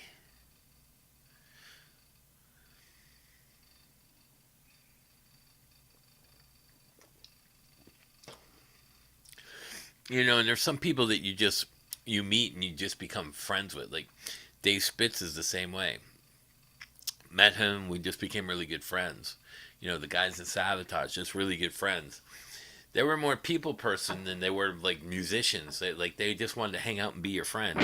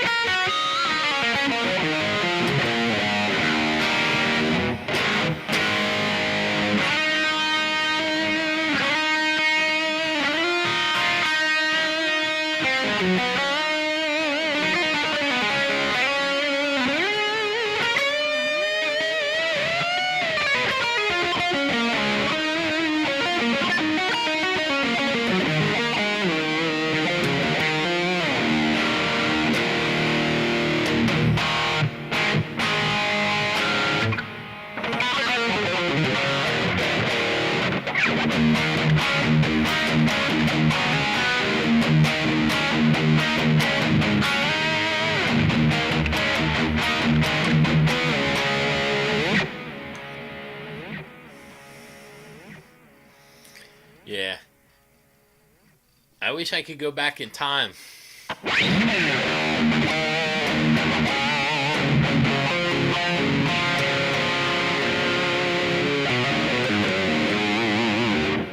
Like, I wish Chris could see how good I got. You know what I mean?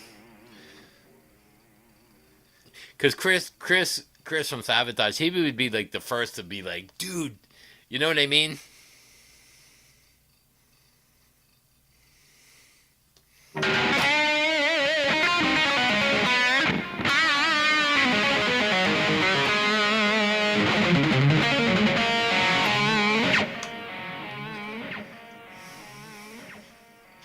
Yeah, man, that's crazy. Like, my mom's probably the biggest thing for me that I kind of have a, like, not a regret, but I wish, like, my mom never got to see my son. She passed away probably 20 years ago, and he's only 11. You know what I mean? So, like, there's a few things that I wish I could fix or change.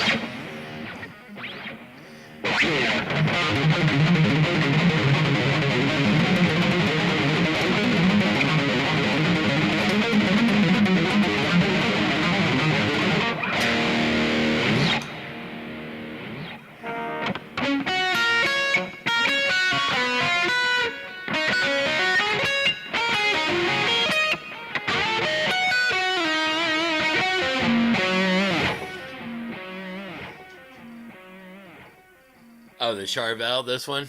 Yeah, it's a great sounding guitar.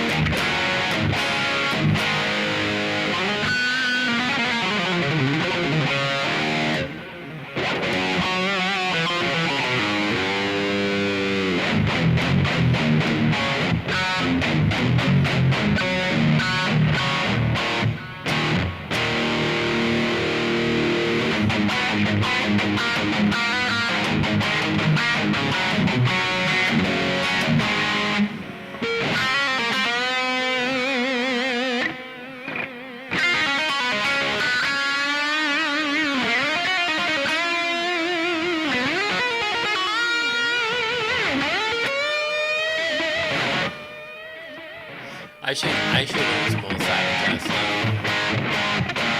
I did a video on Chris I forgot what song I played, but it was in drop C, or was it drop C or C tuning? I can't remember. Yeah, it's got it came with the Charvel locking tuners. I don't know if you can see that on there. It's not a lockdown. It's got like a trem on there, but it's the one with the coil splits. Is it push pull? No push pull.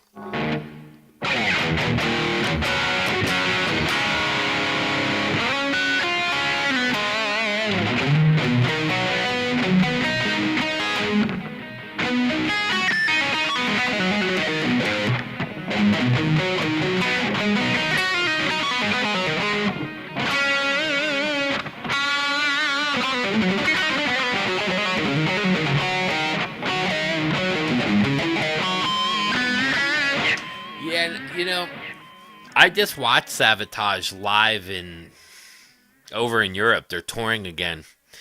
I can't stand it. They totally took that band in a direction that I wouldn't have approved of. I mean, they're too, for me, Sabotage was always at the forefront of metal. They were always the ones pushing metal. For me, like listening to Power of the Night, there was nothing like that at that time. Sirens, they were pushing the boundaries of metal.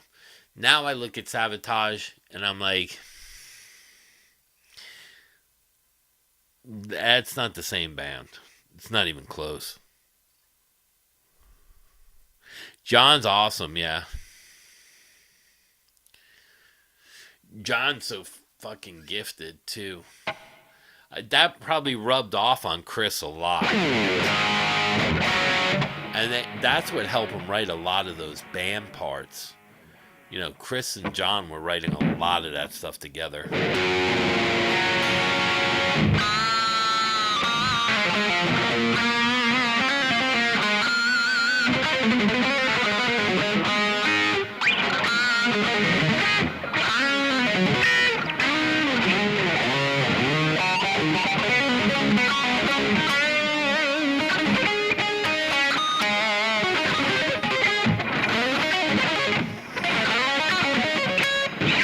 Stretch.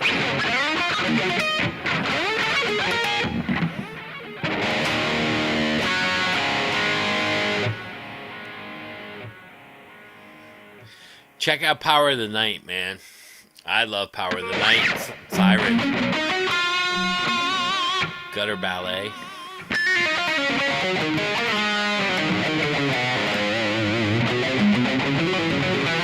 They were like the queen of metal.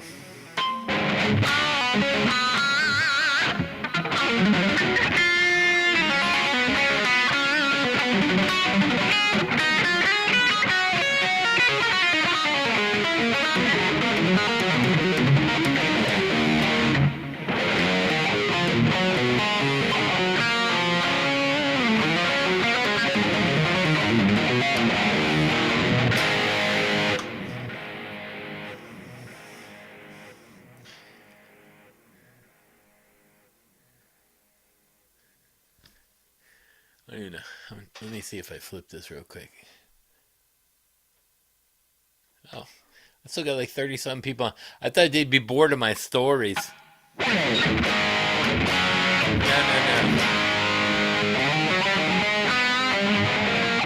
no. That Jackson I put away, bro.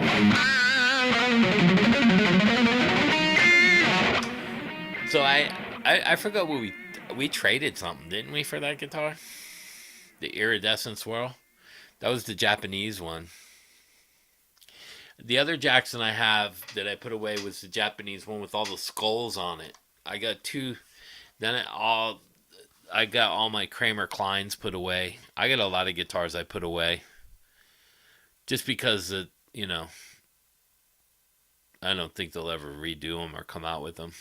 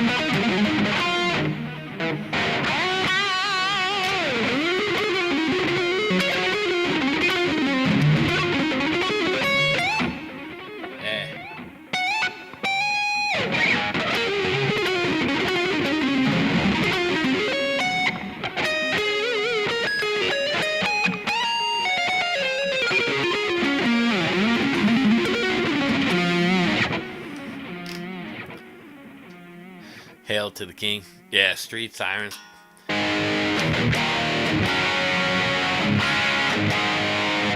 I really think Sabotage paved the way for like bands like what's his name with Sinister Gates.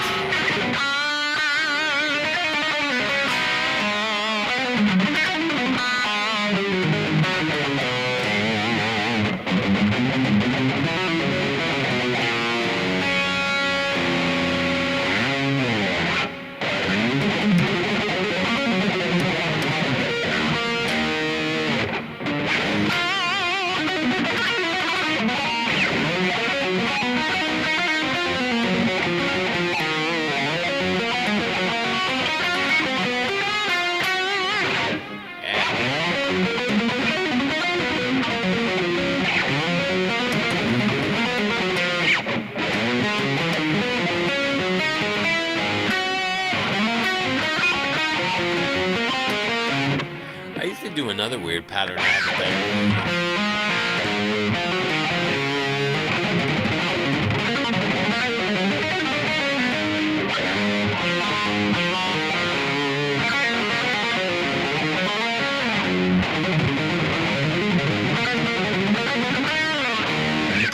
I haven't done that in a long time either. And I got so old I forget my own patterns. You know, you start playing something newer and then you forget about the old stuff you were playing.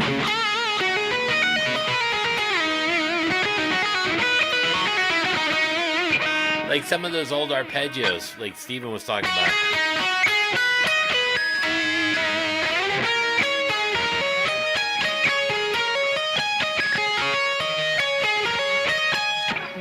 That same arpeggio you can do here.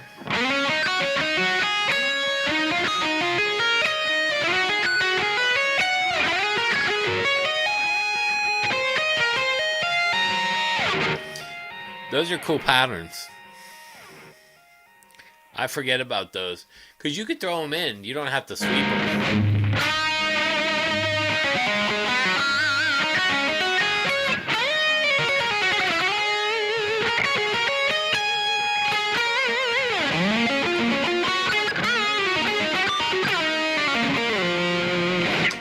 Kind of like that. Those are really cool. I got to go back to some of those arpeggio kind of patterns. Now this is a Charvel Mini.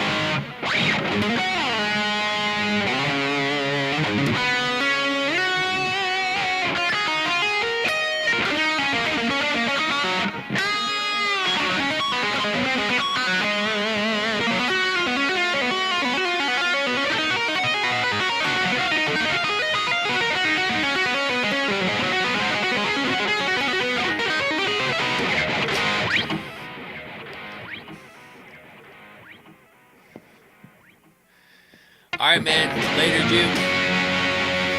Yeah, it looks the same, right, Vinny?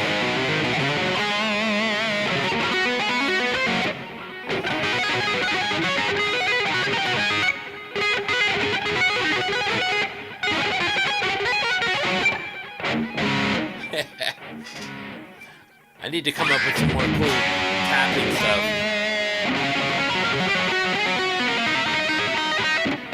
We'll see.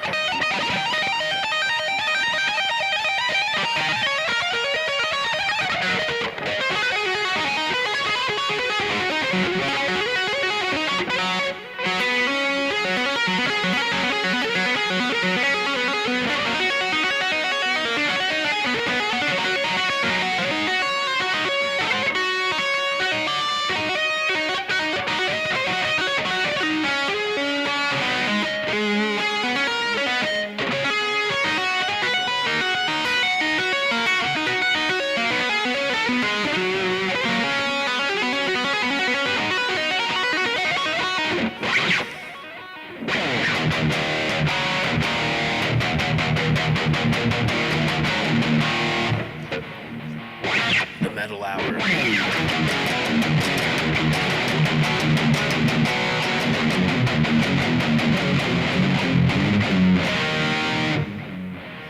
The blues table.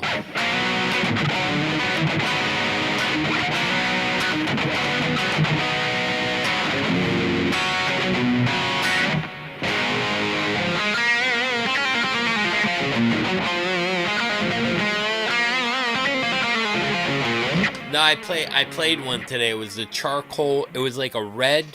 The outside was like a red with a charcoal burst over a like a flame. It was like a flame top charcoal in the middle, and it had like a red around it. I may buy it. It played okay. It has to be set up, but it sounded really good. Played good.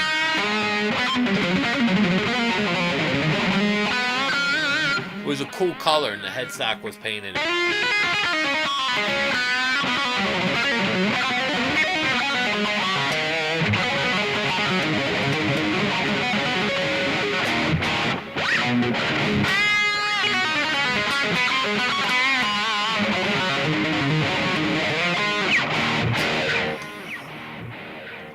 Yeah, it was a cool color.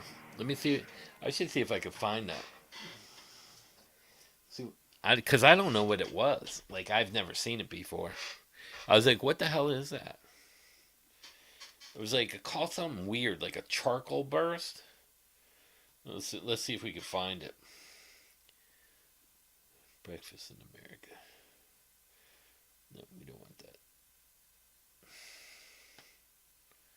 Where do I get that off? Don't want that. Want that. Let's see, PRS custom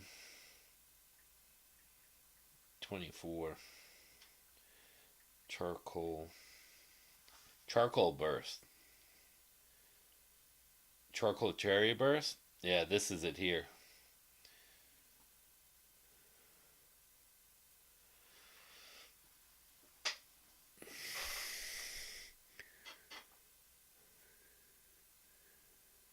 It's like $1,000.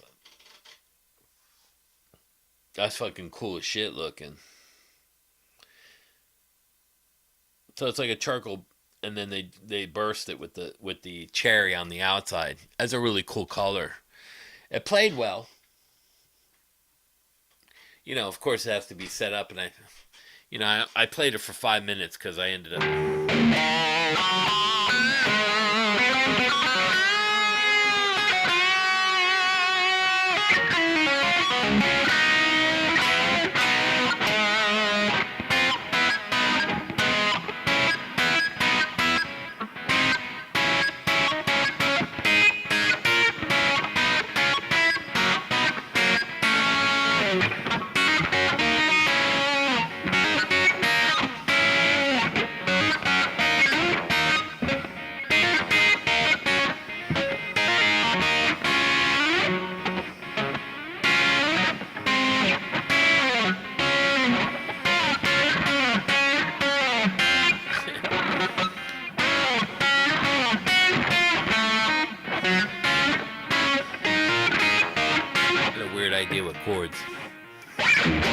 right, Vinny? I'm gonna take off too. It's almost.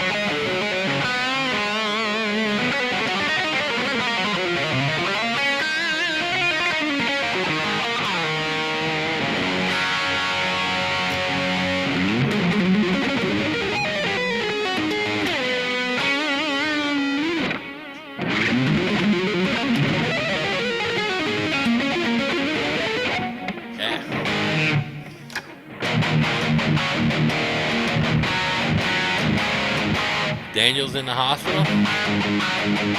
Alright, call me tomorrow, brother.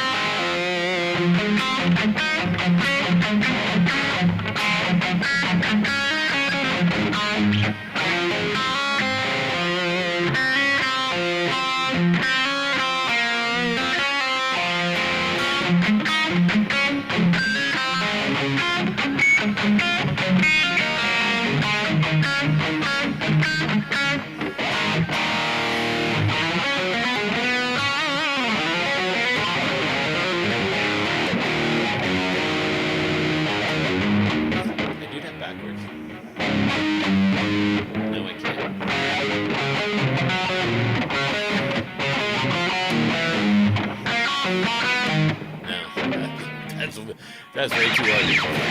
I'm not even gonna attempt that.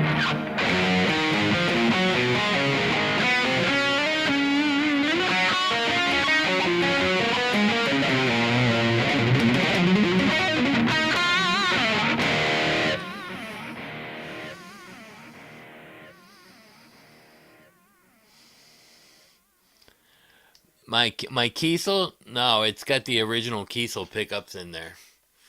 They were a custom set of pickups that I told them specs that I wanted wound to.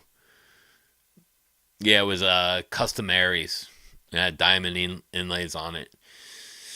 I put that guitar away. That was probably one of the most recorded guitars that I did. And same with the purple strap behind me. That might be going away too into storage.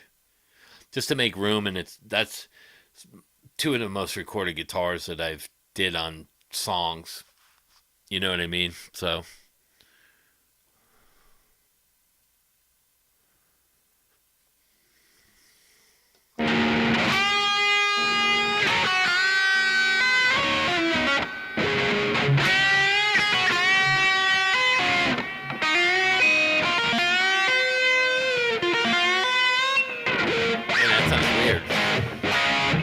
I was watching Chris Poland play today. He's got some fucking crazy licks.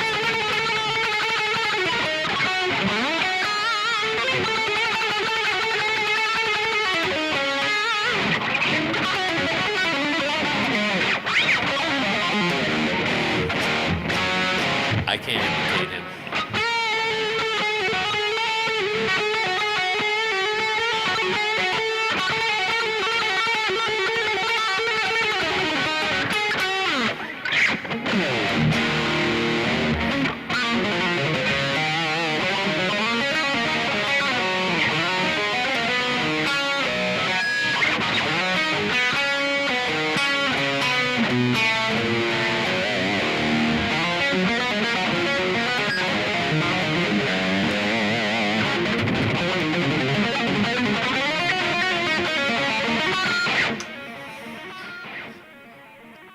Chris is crazy. Chris Poland's crazy, man. He did that weird.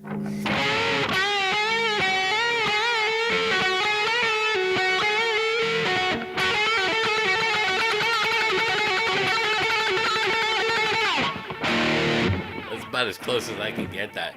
He does that super lightning fast. That even hurts my fingers, man.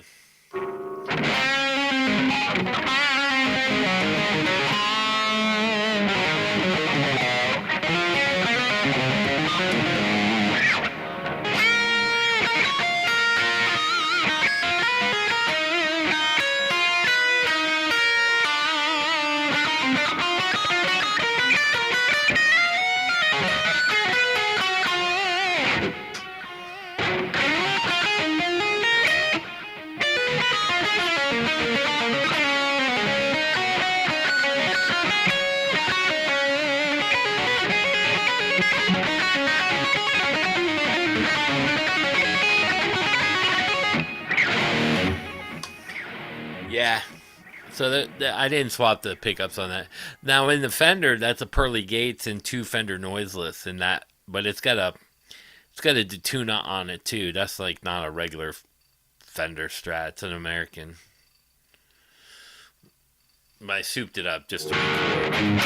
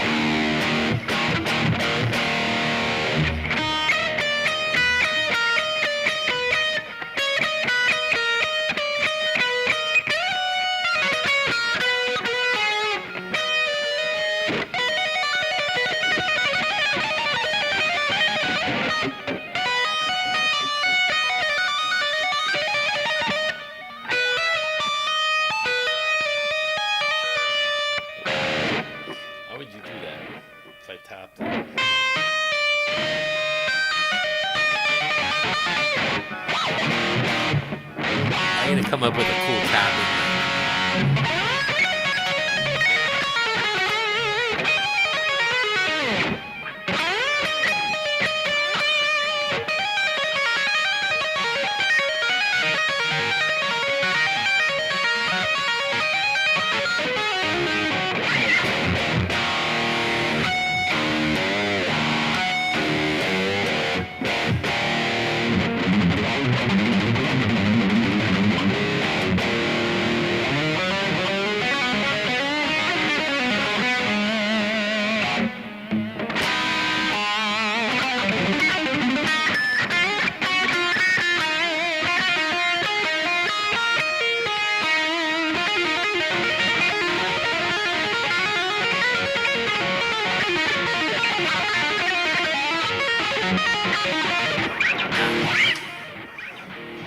See what happens when I get tired late at night like this? I start trying all kinds of stupid shit. You go, what is it, 10:30, 7:30, 8:30, 9:30?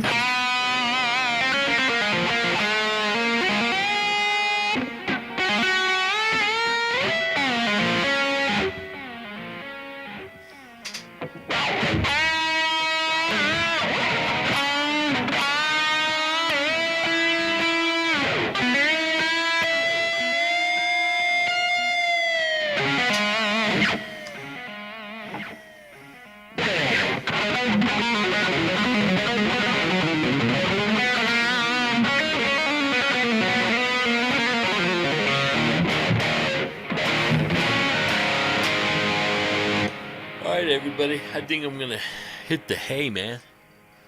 I'm getting tired. It's all the shredding. Burn up all my calories so now I can go eat a fucking cheeseburger. That's what I'm telling my wife. You know, I exercise at night while you're sleeping on my live stream. You just play guitar. Yeah, but I play super fast. That's a lot of calories I need.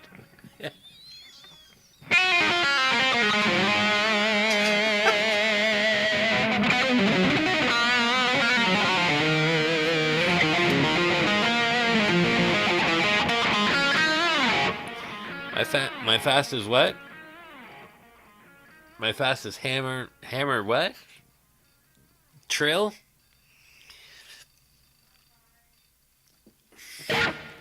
You mean like a single note?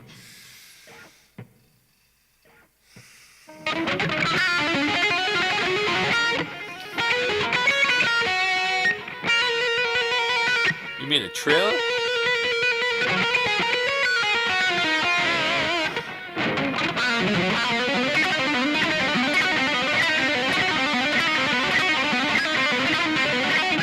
I could do like a chromatic. Let me think about this. Maybe I could do a chromatic note.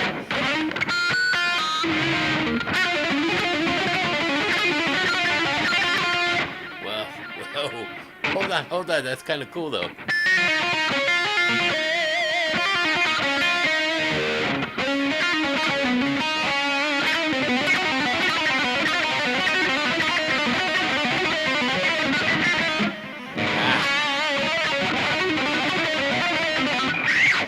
That's weird. I don't trill much.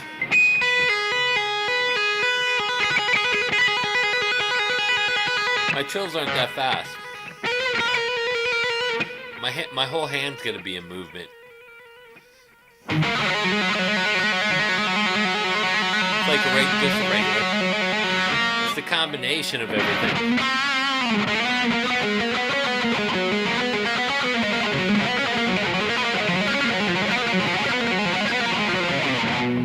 It's the picking with the movement. I can get to notes quicker than most people.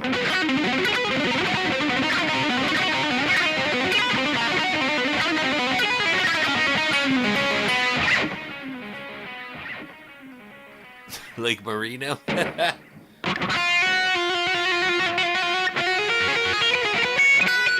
You know why I can't trill fast? Because it sounds too melodic for me.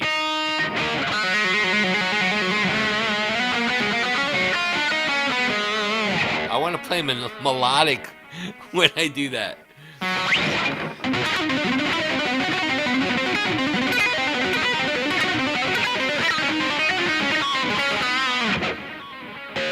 But you know, if you should practice trills like that with all your fingers. So like if you're playing like say here, and this is a great exercise for everybody. I used to do this when I was younger. So you're going to go through every finger.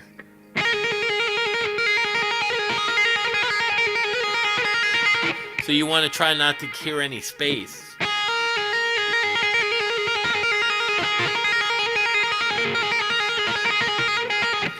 That's the key to playing fast right there. So you can't hear the separation.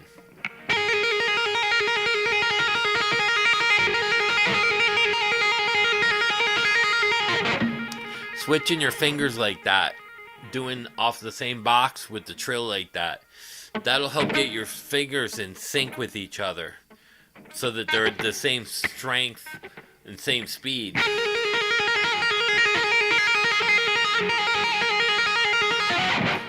I used to do that all the time. And I think that helps when I go. So you know, you have that.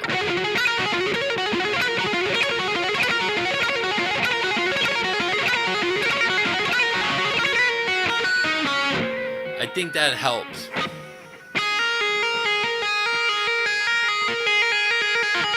And then cross it.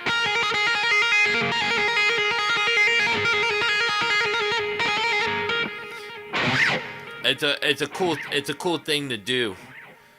So that it helps strengthen, because really this is the weak part of your hand. You know, So a lot of people don't use their pinky, but it's hard to get that up to speed.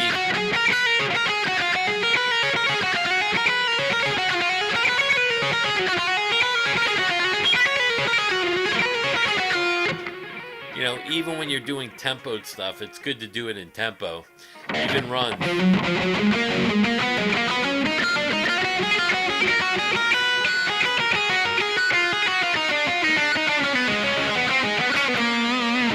That way all your fingers are in sync.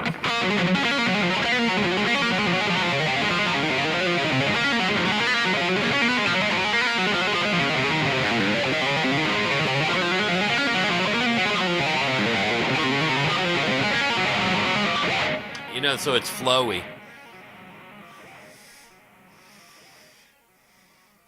Oh, the Gary Moore thing? You're talking about the,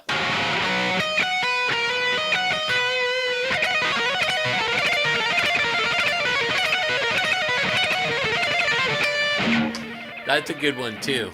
Because it's a triad. You're doing triads. Yeah, that's a really good one to do.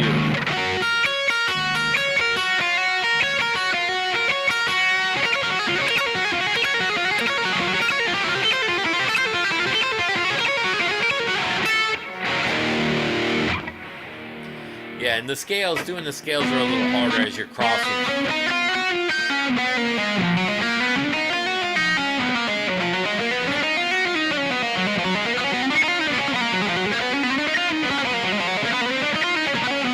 You know, that kind of stuff is really hard.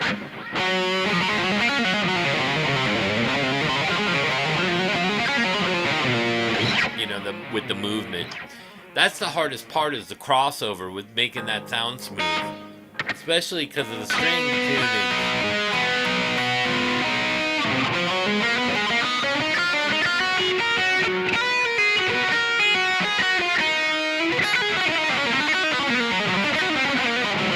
You know,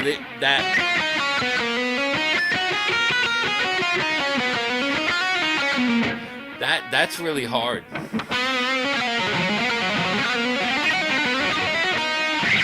To get that spacing in there. But that's a really good. Thank you for making me share that, Bird Dog.